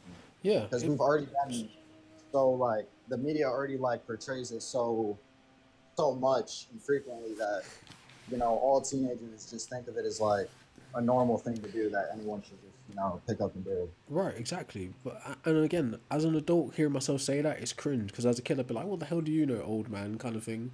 But that is actually the reality. You want to be seen to have the best new thing, right? Like if you smoke, if you drink, you want the strongest, most expensive drink bottle next to you. You want the stinkiest, most potent cannabis you can get, right? Because it's social signals, right? But really, those social signals only function in a dysfunctional place. Right? Those social signals are only relevant in lower working class people who are influenced to communicate luxury but never actually obtain luxury. Okay, so it's like the rich man doesn't have to wear the monogram LV bag. He wears the plain version, which costs like 5-6 grand that you don't know what it is. The poor man has to signal, right? He needs the signifier, but he's never the signified. Or he can never actually obtain the signified. He can only ever interact with the signifier. The same thing could be said about the alcohol, the cannabis, and the influence of that. That only works on a dysfunctional level, but it's done as like an Ouroboros. The stresses of society, your social economic reality, feeds into what you consume, okay? And what you consume feeds right back into your stresses. Okay? To be able to step out of that, you need to be able to have an analysis and see what you're actually interacting with. But if you're in a loop, you can't see it. Just like addiction. Yeah. I don't know. Like I guess I do agree with you on the fact that it should be banned. But I don't know, I keep reiterating on this, but it's just hard to like imagine it really happening just because I just look at I could go outside and grab 10 random people and I guarantee eight of them smoke out of the 10. You know what I mean? Yeah. So it's just everywhere, and it's so hard to. Bro, you've got. I understand your opinion, but this defeatist type of pessimistic view on this is terrible. It's like again, I say this with all due respect, right? But you would be the type of person that we have to help, that we have to that we'd have to provide the provisions intellectually or legislatively for. So you don't have to think about how to combat this. It would be actively being combated on your behalf. Do you get it? I'm not disagreeing with it at all. Like I'm not saying like I want to necessarily advocate for it or I want to put effort in, to help that cause. If there was something going around that I could put effort into to like help that. But I understand what you're saying with the defeatist mindset because I'm just saying like it's all around me. It's so hard to knock. I myself could knock it, and I could try my best to influence all my friends and stuff like that. No, but it just really is just here. Look, exactly. There comes the pessimism. Why? Because your apathy has actually been purchased. All right. One of the clearest links between like social issues and cannabis is apathy, right? The lack of motivation, because it allows you to be content with essentially nothingness or inactivity. Okay, but when I say your apathy is being purchased, it's being purchased by people selling you the substance. It's being purchased by people selling you, you can't do nothing about the world. It's being purchased with people telling you the government are full of bad guys. It's being purchased with telling you, like there's an Epstein class that doesn't allow you to exist, right? It's being purchased by all these other things that allow you to say, but This is overwhelming. I might as well do nothing then. Right? We all feel like that. But if every one of us said that, where would we be Nothing would heading? get done. Yeah, no, I understand that. I mean, Joe? that's part of the problem is what you were saying with the no motivation. Most people who smoke, I know people who smoke that they don't do anything. You know, they just sit at home and smoke all day. They're happy as hell, just sitting there smoking, not doing anything. You think But they're it's happy? just that You think? I've experienced it. I've experienced it. So I wouldn't say it's like like true, genuine, like super happiness, but it's I guess it just gets you through. You know Yeah, what I it's mean? called a It's cope. It's called a makes you cope. complacent. Yeah, It's called coping. I'm not disagreeing with that. Yeah, I agree with that. Yeah, It's a but cope. I'm saying I think the government likes that because most of the people who smoke weed too. I mean, obviously not all of them, but a huge portion of them are really poor, and that's why they smoke Yeah. to make them feel good about their lives that aren't already good, But so then they what can does feel that... happy. Right, and then that leads you to buy more, right? So like one of the first callers in the Yeah, show... no, it's bad, but I'm saying I think the government wants that to happen so that people who are working at, McDonald's or whatever, Hey, don't working say at that. minimum wage jobs, they can keep those people there To and an they'll just extent, keep, yeah. buying ounces every 2 weeks. To an extent, yes. All right, like so, it's also well documented that your country in particular, the CIA, have used drugs as a long-term destabilization tactic Yep. on other Back in countries. the Okay, 80s. to this day. Okay, Yeah, but to this day, yeah, to I this know. day. Okay, Trust me, I'm to not an this American day. defender in All any right? way. No, they're not the only ones that have done it, right? England literally went to war with China for ages to sell them opium, all right? It's a fucking marketing strategy. It's a part of our economy. Excuse my language, right? The getting people addicted to substances, chemical dependency, is a big part of the fucking economy. Excuse my language, okay? So yes, England done it too, right? Other countries have done it too, right? So yes, like what you're saying in terms of keeping certain people, like your woo woo spiritual friend might say, oh, in a low frequency, but keeping people socially, psychologically, and economically suppressed is a Lower part of supply. the plan, right? But what I was trying to say, here's where it starts to become a bad, like, well, it's always bad, but here's when it starts to become visible in your individual life, right? So to the earlier caller, I made an analogy of a hypothetical John and a hypothetical Jin, right? Let's say John and Jim both go to the same school, right? But John lives in a different part of the estate or a different part of the town than Jim. Jim lives in a more, well, let's say John lives in a more lower working income kind of part, right? Like council estates or projects in America, right? And Jim lives in a bit more of an affluent neighborhood. Both of his parents work. He's got access to different resources. Even comes down to Jim can get a PS5, John can't. John has to play a Wii or a PS2, okay? Real world material consequences like that, right? So they both go to the same school though. They both got the same grades. They both drink. They both smoke. Now, as time starts to go on, right, this is where you get a real visual aspect of the problem here. Jim has the social safety net of his middle and upper class links and connections, right? So Jim can continue to afford to drink alcohol, smoke weed, and fuck off his life because he's got a social safety net of a middle class which will funnel him into certain job opportunities, funnel him towards certain life partners, and essentially look after Jim all the way up, even if Jim remains a fuck up for his whole life, right? But John doesn't have that social safety net from a poor, low working class. So the mistakes of Jim and John can be exactly the same, right? The education level can be exactly the same. But John's mistake and Jim's mistake have different consequences. For John, right, the lower working class kid, right, his mistake of using substances costs him 5 to 10 years of his entire life trying to crawl back up to the standard where all of his classmates are at. Right? Jim, it doesn't cost him any time at all. Right? Because he gets the tap on the shoulder after school, after college, after uni, after corporate life to move him up the ladder. John doesn't get that. Right? John has to work his way up to those things. And a chemical dependency hinders John's progress psychologically, physically for his mental makeup, and economically. Okay?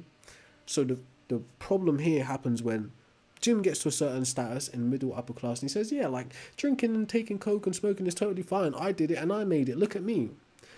Whereas John's like, hold on, wait. We went to the same school. We got the same grades. I did that. And that cost me fucking 5 years of my life economically. That cost me 10 years of my life, so and so on. It becomes a snowball effect based on your economic or your socio-economic standing. So there's a difference in when people are preaching to you certain things. Or you can do this and still be successful. No, you can't. Where you come from matters, okay? In terms of combating it socially, there has to be a layered approach to that. Most people are John and not Jim. Okay?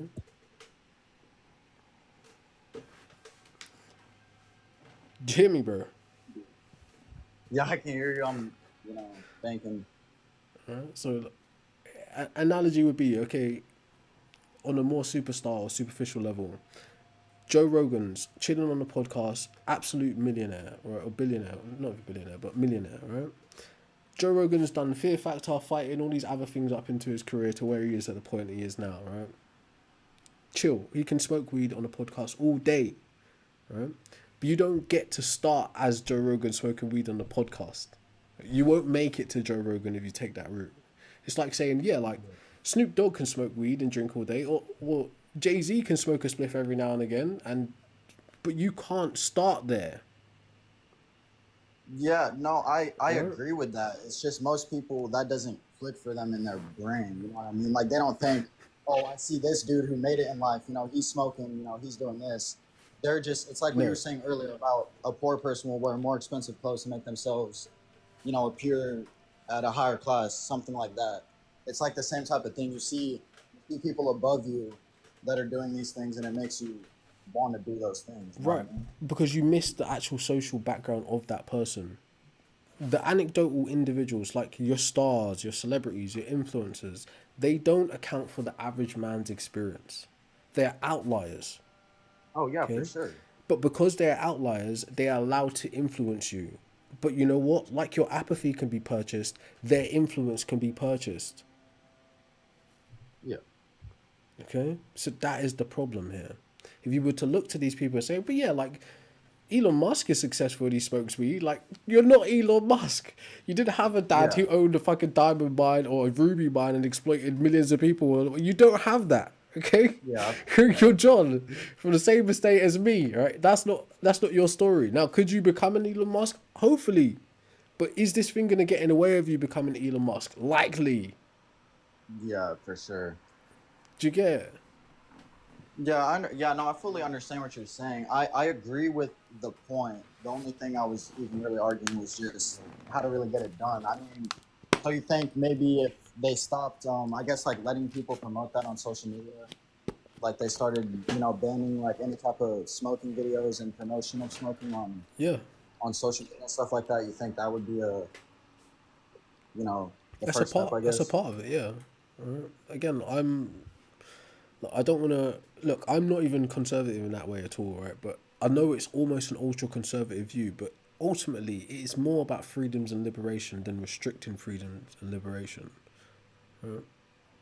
Because again, if 80% of all smokers, right, 1.3 billion people in the world are smokers, and if 80% of them start smoking before they're adults, then there's some kind of coercion of the rights of them when they were children. Okay? So there's an issue there, clearly, right? Some of it is systemic, some of it is social, and some of it is corporate. So you got to attack it on as much levels as you can. How long do you think this problem would take to solve? If, let's say, if most people I don't know, group together and really put an effort towards that goal. I can't really say. I don't know. I'm not someone who's able That's to put a fair. timeline on it. I don't know. I'm just saying. I mean, if you could implement all of the things that you would want to implement, like the things you've been talking about, like how long would you think that process would take, or like if a government, you know what I mean? Like you understand what I'm trying to ask? I don't know. I think, look, generationally, right? So I was born in the 90s. When I was growing up, smoking was literally everywhere. It was on buses, it was in the town hall, it was in shopping malls, it was in a shop. Anywhere you wanted to light up, you could light up. By the time we got into the early 2000s to the early 2010s, you could only smoke in certain places. So that's not that long, right? Let's say you could say, right, so smoking cessation societally could be wound down by half a century, right? Say 50 years. It's possible. But this is just a subjective opinion. Right? I can't know for sure. So what I'm trying to say is, gauged on my personal experience growing up, where smoking was societally to where it is now, it's possible. Do you think it's gotten less bad since you were growing up, or worse? I can't really say. Right? I think it makes sense. Put it this way: where we are now, a doctor can no longer come out and say smoking is good for you. Now you've got idiot doctors coming out and saying smoking weed is good for you, which is we're gonna see what happens with that going forward. But where we are now, at least a doctor can't tell you, hey man, just smoke a cigarette and prescribe it to you, right? Yeah. So in that sense, it's got better. But societally, not really, because a lot of people are still dying from emphysema. A lot of people are still dying from COPD. A lot of people are still dying from lung cancer, etc. Preventable Yeah. diseases. Okay. So there's that. Yeah, I mean, I would personally say I only have one perspective of it because I'm 18, so I wouldn't know about, like the past. But just, going to school and stuff, like socially, I don't think it was ever this big of a problem. Like, if I go to the bathroom, like during class, there will be 15 kids in there, all smoking weed parts and stuff, like vapes and stuff. You know what I mean? Like, it's insane. It's a huge problem. That's an uptick that I've seen that I think is worse, right? The moving from cigarettes to vapes. Now, do I think From weed to carts. yeah, right? Because again, even where I Easier live, and more. it's marketed to kids. Right? You've got like 9-year-olds running around on bikes smoking vapes, right? Disposable batteries and shit, just thrown in the street, cartridges and all that kind of shit. So from on that level, that is terrible. It's clearly worse, right? Whereas before, if like a 10-year-old or 9-year-old was smoking a cigarette, they had to do it secretly. You couldn't be seen by an adult smoking a cigarette. But how vaping is so openly, it's like people. It's like fucking people walking around with crack pipes stuck to their hand. Essentially, they're driving, it's in their hand. They're on the phone, it's in their hand. They're eating, it's in their hand. It's like a phone. Right? So Yeah, that's why that I part feel like is mad. yeah, I feel like we've been kind of making negative progress because of the electronic vapes and the electronic carts because it makes it so like the addictive aspect of it. If you have a cart compared to like if I wanted to smoke real weed right now, I would have to pour it out, grind it up, put it in a bowl, light it. But if I have a cart, I could be anywhere, any building. I could just pull it out of my pocket and hit it anytime I want. It's way Yeah, so easy to get so addicted to it. that could be dangerous. But I tell you what was your name, bro? Eric. Nice meeting you, Eric, bro. Coming up 40 minutes. I keep speaking to people for like super long. But it was nice speaking to you, bro. All right, bro. You have a good one. Take it easy, bro. You too. Cheers. I am getting super tired, man. Like, I'm just lagging. But I'll get someone else a chance to come out. There are people before you, bro.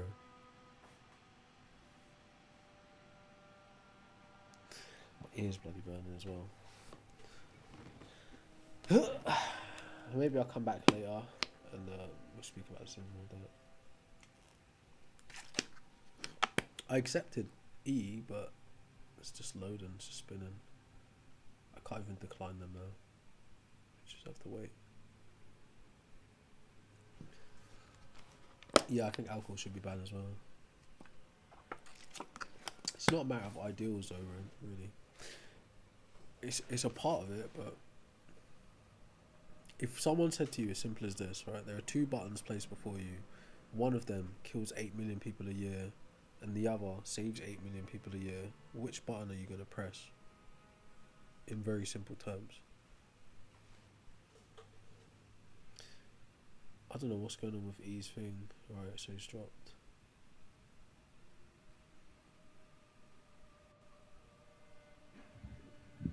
Yo. Hello? Hello. Hello. Yo. Yo. We got So echo, I bro. live in Iowa, and recently Torrent. there's been a push to legalize. Oh yeah. Yo, we got echo. Oh yeah. Let me do that. Hello. Is that better? Can you hear me? Yeah. Cool. Can I get your name, please? I'm torn. Tom, cool. Have you ever worked in or around the tobacco or cannabis industry? people I know have worked there, been involved in it. Okay, so you're So I associated. know some about it. From an outside perspective, I should just say no. So, but you are associated with people who work in it. Yeah. Cool. Have you ever used either of those substances? Yeah. Cool. What do you want to say? Well, the main reason I support cannabis being legal is just for the tax benefits. It's highly beneficial. Okay. I don't know what the stats are in America. Do you want to tell me? So I think You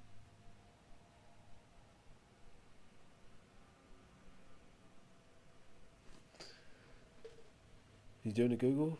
I may as well do one as well then. no, I just don't know. I'm just trying to think. So you just be saying shit then, huh? You don't really know I what don't the know. tax benefits are. So I'm stupid, right? Because I don't know No, the stat off the top I'm not of my saying head. you're stupid. I'm saying you're just saying shit.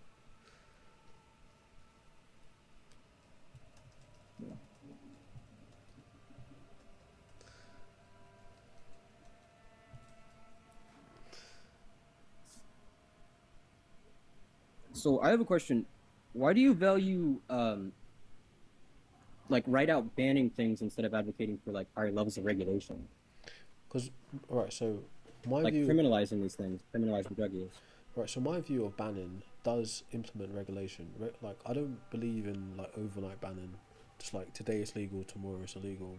I think it's a slow ramping down, or like a type of war of attrition against the substance consumption and production. So, like, legislation is a part of my view on banning or regulation. Sorry.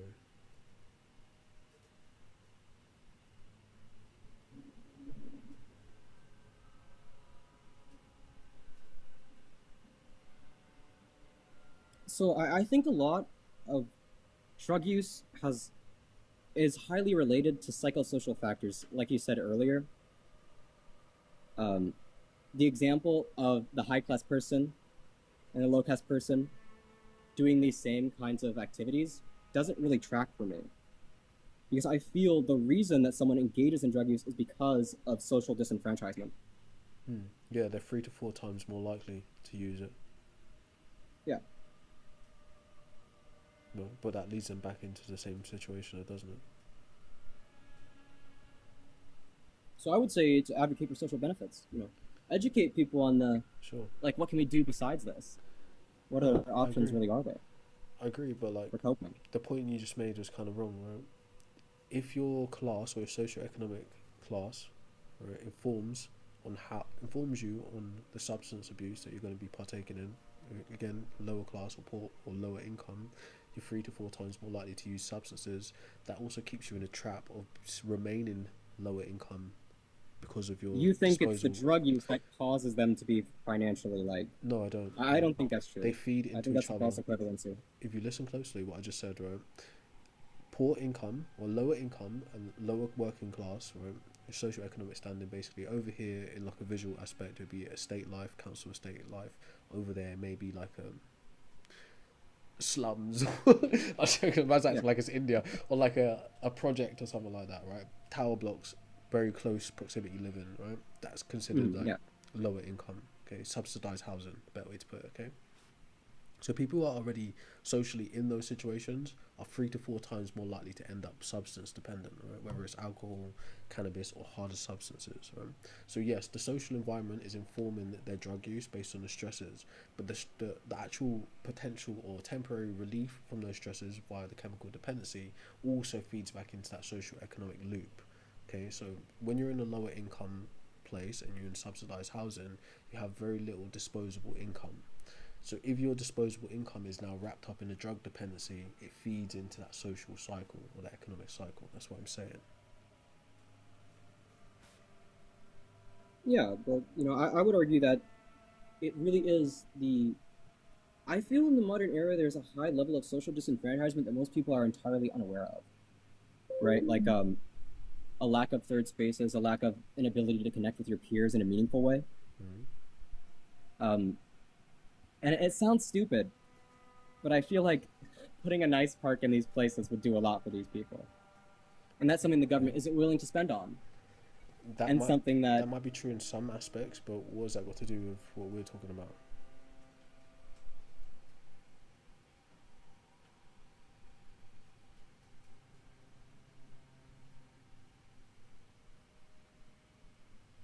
You okay, bro? I'm just thinking. I don't just speak, dude. It would be pointless. You should. I'm not that smart. I would just get lost. You should. It's the internet. People want to be entertained as well as informed.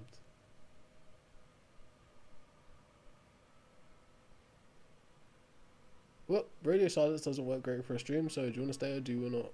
It's up to you. Yeah. I wanted to argue a point earlier that you brought up about drug dependency, and you kind of snuck in there that drug dependency is inherently bad. But many prescription drugs cause dependencies that are regulated by the physician. So what did I say? You know, just that it causes dependency, which is true. What? I agree with that. But what? Do you want to make your point again? okay, smoking weed causes dependency, right? Yes, like prolonged use. Some level is chemical dependency. Yeah.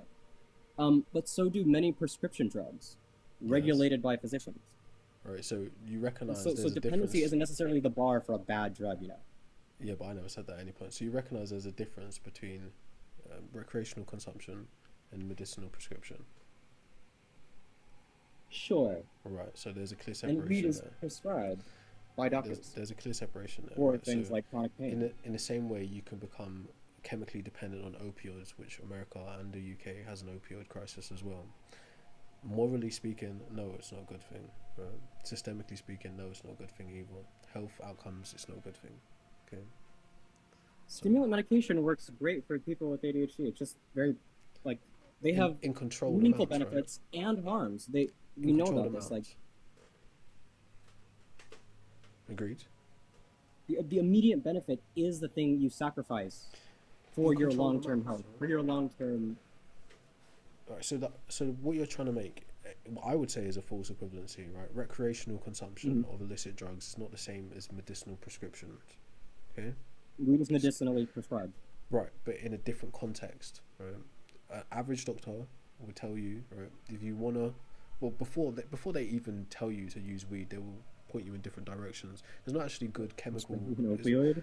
No, it's not actually good pharmacological evidences of cannabis being compared to other substances yet. Right, those studies haven't come out on the pain front, on the anxiety front. So they're not actually being compared to other substances yet. So that's still happening in the medical world. Right? So that's not something you can claim to have data on. Okay, so Yeah, so we're lacking metadata. right, exactly.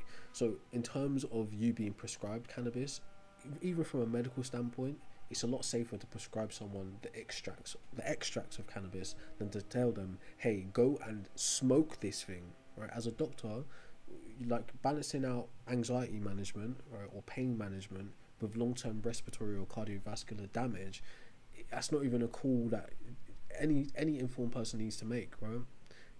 The respiratory and cardiovascular damage is going to trump the short-term gains from anxiety relief and pain relief. So that's not something a doctor, any sensible doctor, would say. Well, does it for an 80-year-old man? I don't know. Right? With chronic, with like cancer? I don't think so. I don't know, right? But again, if you know, the trade-off is different in different situations. Exactly, if you're suffering from a terminal illness, right? Yes, you'll be prescribed significantly more strong drugs. In fact, most people who are suffering from terminal illnesses die from the prescription and not the actual disease. Okay, did you know that? Yeah. Right, so it's a different context completely. Okay, it's like a mercy killing. Alright, so now that we've established that, recreational consumption of cannabis is not analogous to a physician prescribing you medicinal extracts.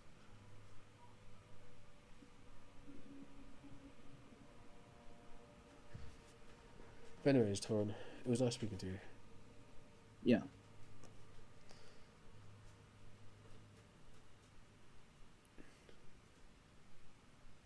Yo. Hello. What's up, bro? I see you in the chat all the time. What's up, Set? How's it going, man? It's finally good to be up here. What's your name, man? My name's Isaac officially. Isaac. Not just the dot dot dot. Your real name. All right, nice to meet you, Isaac. All right. Have you ever worked in the tobacco or cannabis industry? I haven't worked in it, but I am a self-admitted pothead, so You're a you know, I kind consumer. of know what I'm talking about. Yeah, I'm well, not really here to debate on like. using the product doesn't necessarily mean you're informed on it, you know. Well, I mean, if you use it every day for a couple of years, you kind of know your way around. Using it. Anyways, all right. Anyways. But sure. In any case, I mean, I've done some research. I'm not claiming to be super knowledgeable, but I've got background knowledge, bare minimum. But the point I wanted to make, though, is just that at what point does it become like an ethical issue of the government telling you what to do and not to do? You know, I do agree it's harmful, but is it the government's job to say that you can't because it is? Yeah, to an extent, right? Because they're supposed to prioritize the health and the well-being of their citizens. Just like to an extent, yes. Yeah, just like saying, hey, you can't use these types of chemicals, or you're releasing these types of chemicals in the atmosphere, so we're going to prohibit them or eliminate them from the production process entirely.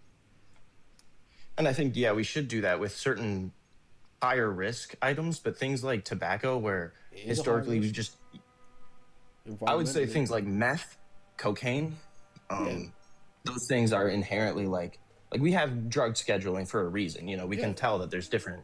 But you're less likely severities of drug. You're less likely to find yourself in a debate with someone about, hey, I should be able to take meth and cocaine if I want to, versus, hey, I should be able to smoke and drink if I want to. Exactly, and I mean, I guess the whole overarching. Yeah, it's. I guess like maybe I've been listening, and to your point, it is like a social we need to stop doing it around kids. We need to stop letting celebrities platform off of it. Because it is something that is like it's a bad thing and that we shouldn't do. But to your point about rights, though. The point is, I mean, at the end of the day, I think the harm reduction gets to a point where if the government can just say, oh, it's for harm reduction, you kind of give leeway to do whatever you want. Not necessarily, right? That's a slippery slope fallacy. So you don't know if that's the case. But I understand the fear. But to be quite frank with you, that argument is exactly that, an argument from fear. Okay? There are other instances in society where the government limits your bodily autonomy, and it's for good reason. But again, if you're viewing the government as fair to be said, because I do too, in a type of suspicion, or you have a suspicion of them, right, you know, given their past, right, is valid. But if you're also viewing the government as this like secret hand, this cabal that just does things to terminate and damage its citizens, you've got a skewed view of what government is supposed to be, which also makes it easier for people to manipulate you. Maybe then it's a matter of priority. Then I think people now don't really want to talk about stopping smoking because right now the world is pretty turbulent, and you know, hey, somebody's trying to tell them, no, you shouldn't go on your smoke break, you know, you're not gonna like it very much. Well, the thing is, right, but you know, I do agree, like if things, what a smoke break is, right, it took social action to even have a break at all to be able to smoke on it, right? That's true. It literally took collective action for you to be able to work a certain amount of hours a day and not the entirety of the day. It took a certain amount of social action for you to be able to have a break, to be able to have a certain wage, right, to be able to have certain amenities afforded to you. So it takes us establishing the normative for it to change systematically and legislatively. This is another one of those things. Just like, hey, like I want to take my kid to the shop, but we got to catch a bus to get to the shop. We've got to catch a train to get to the shop. During our commute to the shop, right, I don't want my kid to be exposed to illicit substances, whether it's crack cocaine or fucking weed or whatever, right? Yeah. My autonomy is violated, or my rights, right, to a healthy life is violated by coming into contact with someone else, right, who feels that it's their right to use these substances, right, in any way they feel to. So which is more valued than the other? So that's where I would say, you know, the public comes first when it comes down to that stuff. I guess one point that I was meaning to make up or point out eventually is I'm kind of very pro legalization of all drugs, and I've seen some major cities where they set up centers where it's like a safe environment to do said drugs. I think you should. I think you should reword that. I think what you are is pro decriminalization, not legalization. Yeah, it would be that case. But in any case, to the point of like the bus and the public, I think the goal shouldn't be to overall say, eventually people couldn't do that in their own private homes or in their own private spaces. But in those public spaces, it needs to be eliminated. In front of children, it needs to be eliminated. You're right. I just think that. But did you actually? Also, to your point, like the whole like banning it too would do that first, and then I guess maybe police just don't really police it if they do it in their own homes. Yeah, but I hear what you're saying. But there's a level. There are various levels of kind of like delusion here that happens in our society, right? We consider ourselves as private citizens with a private property, and like we have privacy. None of that is true. Okay, in order to exist in a society, there are certain implicit implicit agreements that are met in order to sustain your position in society. For instance, you think you're a private citizen. I don't know how it works in America, but you think you're a private citizen with private house, like, and what you do in your house is up to you. Not true, okay, right? The very land that your house is on, you pay council tax to live there. The very people who produce that house, you pay them certain rights to live there, utilities, etc., right? What you do in that house affects the neighbours, therefore affecting the neighbourhood, therefore affecting the borough, the state, the county, up and up and up, okay? So you as an individual, or if we was to remove ourselves from modern society with our built-up world, right? We don't function as individuals isolated from other people. The ability to obtain a substance involves other people. The use or misuse of substance involves other people. An act and then the aftermath of the act involves other people. So at every level of your day-to-day life, you are involved with other people. Even if you don't see any other human being visually for 24 hours or 48 hours, anything you could possibly do in this construct of a society involves other people. Yeah, and therefore it's hard to say, oh, it's not bothering anybody, because it is. It would be ultimately. Now, somewhere down the line. It's okay to say, all right, no one knows he did this right now at this moment, so he is safe, right? But it has consequences on you, the individual who's done the act, psychologically, physiologically, right? And then you coming into contact with other people it has a butterfly effect, basically. It's not kind of, no effect on anything. Right, and the problem with substance dependence is the change of the person using it, then how that person interacts with other people. Okay, the irritability, just basically just quick tempered, right? The mood swings, the dependence on the substance, being able to source it or not being able to source it, and what that leads to. The lack of cognitive functions while under the influence, like bad decisions you might make, poor reasoning skills, lack of awareness, all these kinds of things. Operating vehicles, just being in your yard, having your music louder than you think it is because you're high, right? So like all the smell of what you're using, then leaking out of your property into other people's property, or bypasses and stuff like that. Okay, there are and then you've got the secondhand smoke deaths as well. So there's levels to it. Yeah. So I guess at the end of the day, can't ethically smoke weed unless you're on a homestead, growing it yourself, and you're in the middle of buttfuck nowhere. You're just nowhere around anybody. I don't think you could ever ethically smoke weed, right? At the point in where you engage in something that destroys your autonomy, it's unethical. Yeah. I was making a joke there, but... Yeah, but I know what you're saying, right? But at the point... Like, if someone said to you, right, is self-harm rational? And your answer would be no, right? Anytime you would go on to harm yourself, it would be an irrational decision. If you were to decide to take something or do something that, changes your body, right, in a negative way, it wouldn't be ethical to do it. Now, maybe if you said, all right, look, in a utilitarian type of dystopia, like, this is a very serious philosophical issue as well, right? The entirety of the world can live in an absolute like utopia. Everything is perfect, but all we got to do is just torture this one person, right? And everyone can have a utopian world, right? to some people, they would simply just say, yes, just torture them, right? The needs of the many outweigh the few. But other people would be like, well, wait a minute, right? Why should we hurt this one person? Right? What about the rights of that one person's autonomy? There are different views in this, don't get me wrong. But Yeah. in this scenario, okay, it would never be rational for that one person to say, all right, well, actually, truth be told, if that person had like some kind of messiah complex or something, they'd be like, yeah, just kill me and everyone else will be okay. Maybe they could make that decision. But just in general, like, harming yourself wouldn't be ethical. There's no good reason to do it. Yeah.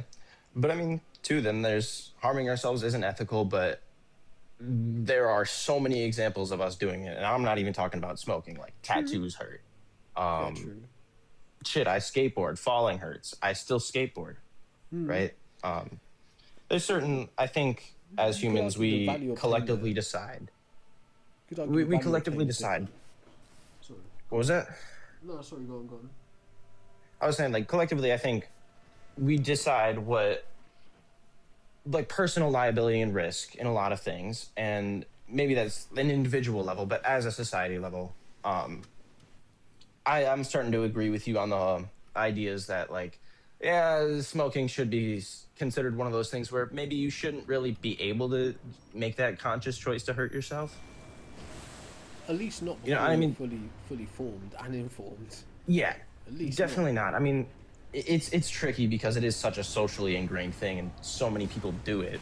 But that isn't to say that there isn't an ideal world where, yeah, we probably shouldn't be. You know? We could ultimately eliminate the bad things. Obviously, people will find other bad things. Some people might even invent the drug as examples have happened in the past. But you know, you deal with it when it comes. If you know something to be a net negative now, then yeah, like I think the best approach is to mitigate the harm. Yeah, I would say maybe the best approach is to identify the harm and then take priority based on what we're living in right now. True, I agree. I agree to an extent. Yeah, you gotta have an analysis in order to offer some kind of amelioration. So I agree. But yeah, no, that kind of summarizes anything I had to say on it. So. But yeah, man, I don't think it'd be an infringement of rights. I think we should review that view. I think that's a view that's been propagandized to us. Yeah, maybe I shouldn't have phrased it as like the right to use drugs, but I suppose like rather the right to choice. You know. You can choose. Listen, brother. Does not being able to jump 100 feet in the air F you over? No, not really. Right, so it's just not a possibility. So it's not something you have to worry about.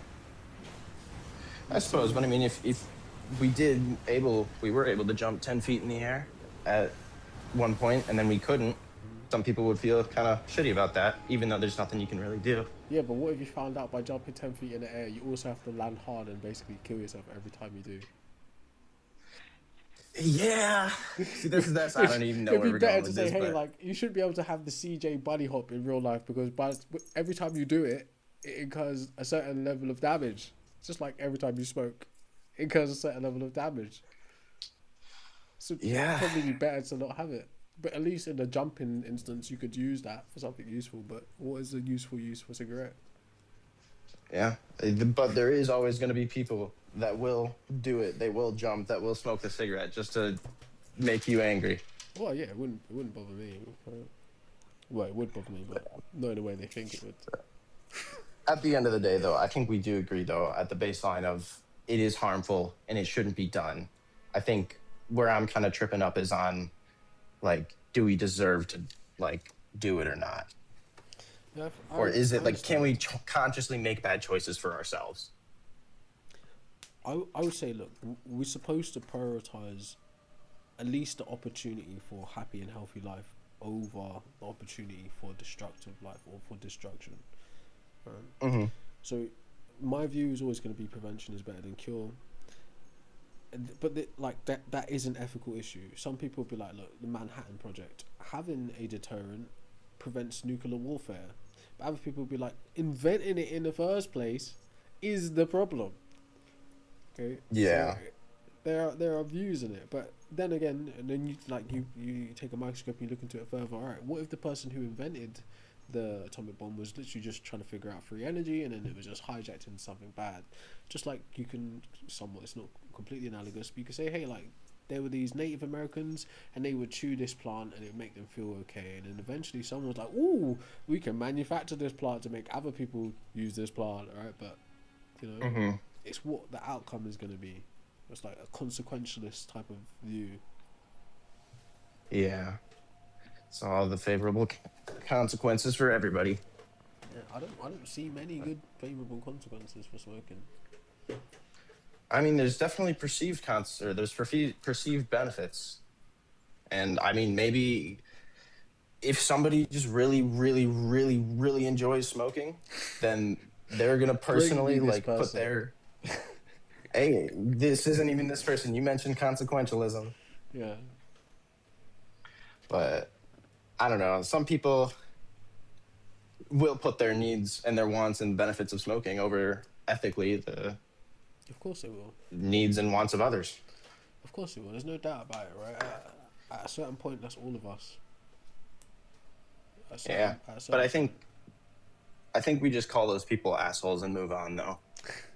Sometimes, right? Because they're saying like, I don't care that you think smoking bothers you. I'm gonna do it anyways because I enjoy it too much. I hear you. But like, if I wanted to stillman it in a certain way, in a certain belligerent way, it'd be like, hey, look. All lives matter, apparently, okay? But my mum's life matters to me more than your mum's life matters to me. So fuck your mum.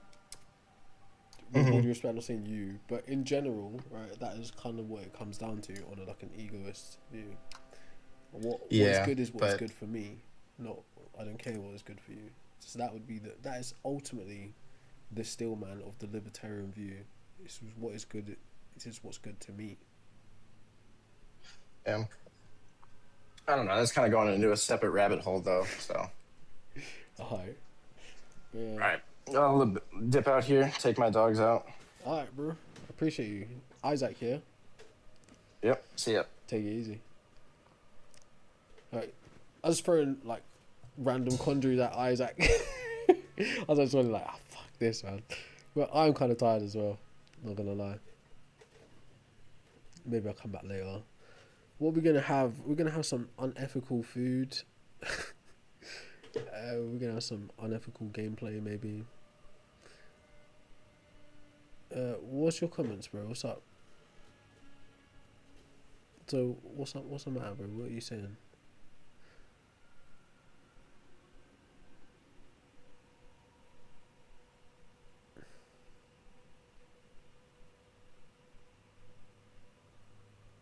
I can't both have a conversation and read comments and play the game. It's kind of long. Singer almost convinced me to be a vegan. Who's Singer? I'll be honest with you, right? Here's like a contradiction for me, right? I know ideally veganism is the right route, but in practice, it's not something I want. You know? I think it's too much for me. But it is ethically the right route. In a sense, again, look, as a type of stillman, that's the same kind of thing that someone could say in this situation. It is the right thing to do, but do I want to do it? No. That person dropped off.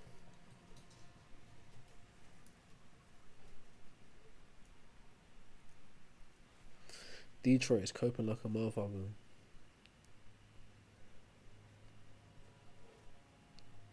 Cope.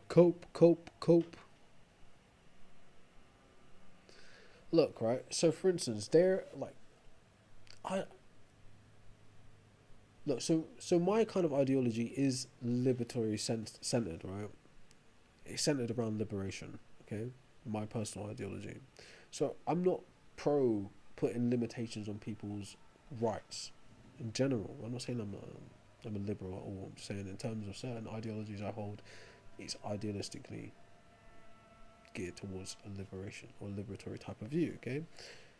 But in this instance, the ultimate liberation is the freedom from the corruption, is the freedom from the chemical dependency, is the freedom from the coercion, right? That is the larger freedom that people miss. It's like you're walking through a door, You can see the doorway, but you can't see the big building outside of it, okay? The ultimate freedom is to never have these things forced upon you in the first place. That's what I'm trying to argue. Right? But people miss that and they think, oh, you want government suppression and oppression. No, man. It'd be like again, it's analogous to saying, I want corporations to be able to kill civilians because it's their right to kill civilians. But what about civilians' right to be free and happy and healthy? Right? They're the majority. Not just like to default to a utilitarian politic. But what is the point in us living together cohesively, or apparently cohesively, right? If we're going to say, actually, this one entity in society is okay for them to F up all of our lives. What is the point then?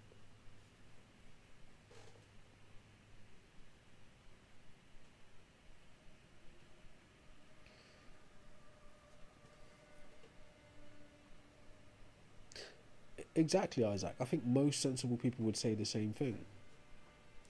Most sensible people would say the same thing. It's not.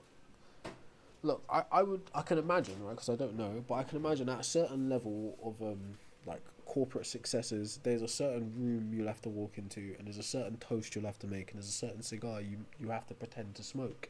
At that level, I can understand that choice, and it'd be like, yeah, look, this is something I have to do in this social context. But in the social context of a child in school, right, like a drug dealer trying to make himself clientele, finding your parents' cigarette stash or some other idiot influencing you to smoke, that's not that kind of situation, right? Socially, it might appear like that to you, but the benefits aren't the same. Like there's, again, the Jim and the John analogy. John is from lower income, poor working class. Jim is from middle class, stable income, disposable income, right? Jim systemically has a safety net, a socio-economical safety net that John does not have. Jim and John can make the same mistakes, but for John, that is going to cost him 5 to 10 years of his life. I'm not talking about being in prison, which could be a consequence of that, but for John, the time isn't on his side, the resources aren't on his side, so any little fuck up on the way, it, increases exponentially as time goes on, health outcomes and all. In a sense, democracy, right? But some might argue about that, right? So like, that has a lot to do with Protestantism, from what I understand. Protestant work ethic. Hey, this is actually quite spiritual and psychological. But it's also problematic, right? So the spiritual psychological part is like you're working for the redemption of mankind through work kind of thing, right? But then there's a deeper analogy, right? So above the Nazi death camps in Auschwitz was the words, "Work will set you free." I think, right? Still part of that same Protestant psychology. But what comes out of that Protestant psychology is the actual drive of capitalism ultimately, okay? Your value is tied to your productivity. So in order to be considered valuable at any level, one must be constantly active with what you call work ethic, producing, right? In the real world, pre-capitalism, producing was only to get one's needs met. There was no surplus production. When the needs are met, we move on. We go into arts, we go into humanities, we go into other things, okay? But in post-capitalism, production is all that matters. So a person's value is directly tied to their work ethic at their production. Now here's the kicker. How capitalism actually functions in order to be successful has nothing to do with your productivity. It's your ability to exploit. In the same way bad decision compounds, finances compound, okay? So you could be a hard worker, have the best work ethic, you could be a damn John Henry or whatever, right? You're the hardest worker. But capitalism isn't designed to benefit you to become successful as a hard worker. That's the antithesis of success in capitalism. To be successful in capitalism, you need to convince people to work hard for you. So, yeah, right? That's the point, okay? So I understand what you said about being a hard worker. It's a certain ethic in some directions in your life, right? Whether it's a humanitarian effort or, or a corporate effort. I understand it and I respect it, but it's not a panacea. It's not a solution outright. It's actually a different type of trap. Like reading Twilight of the Idols, or trying to read it, right? Because half of it doesn't make any sense to me. There's a point where Nietzsche was like, he describes aging basically.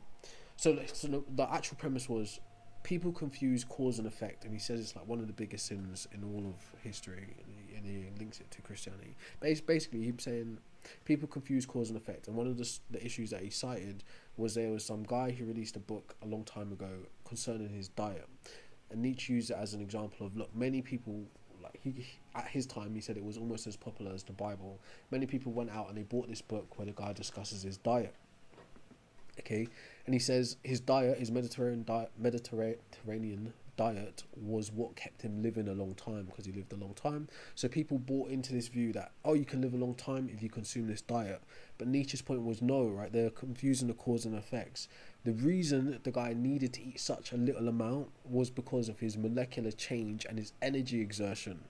Right, so the reality was his diet was like that. He took in such little calories in modern day because he was sedentary. His molecular change was slower. His metabolic rate was slower than someone who's productive, okay, or hardworking. So therefore, he needs to consume less to sustain himself. So the energy you exert also ages your age, also accelerates your aging. Okay. I forgot what the overarching point was. But in terms of the work ethic thing, it's a similar thing. The more energy you exert to be productive or to be considered, hard working, is the faster you burn out your essence and your experience of being alive. But while burning out your essence and experience of being alive, your surplus, right, the surplus you generate, goes to somebody who is not hardworking and ethical. And they get to enjoy the energy you expended while being alive. Okay, so that was all to say that. But anyways, yes, yapping galore does expend your energy. In fact, thinking more, being able to think more, actually increases your calorie consumption, your caloric consumption. Okay, your brain depends on glucose. You'll tend to find a lot of smart people are quite highly dependent on sugar. Okay, so yes. It's true, it does accelerate your aging. But at least, like, you can know stuff. you could not know stuff and just go waste your energy physically. It's up to you. You could solve problems, or you could be problems. It's up to you.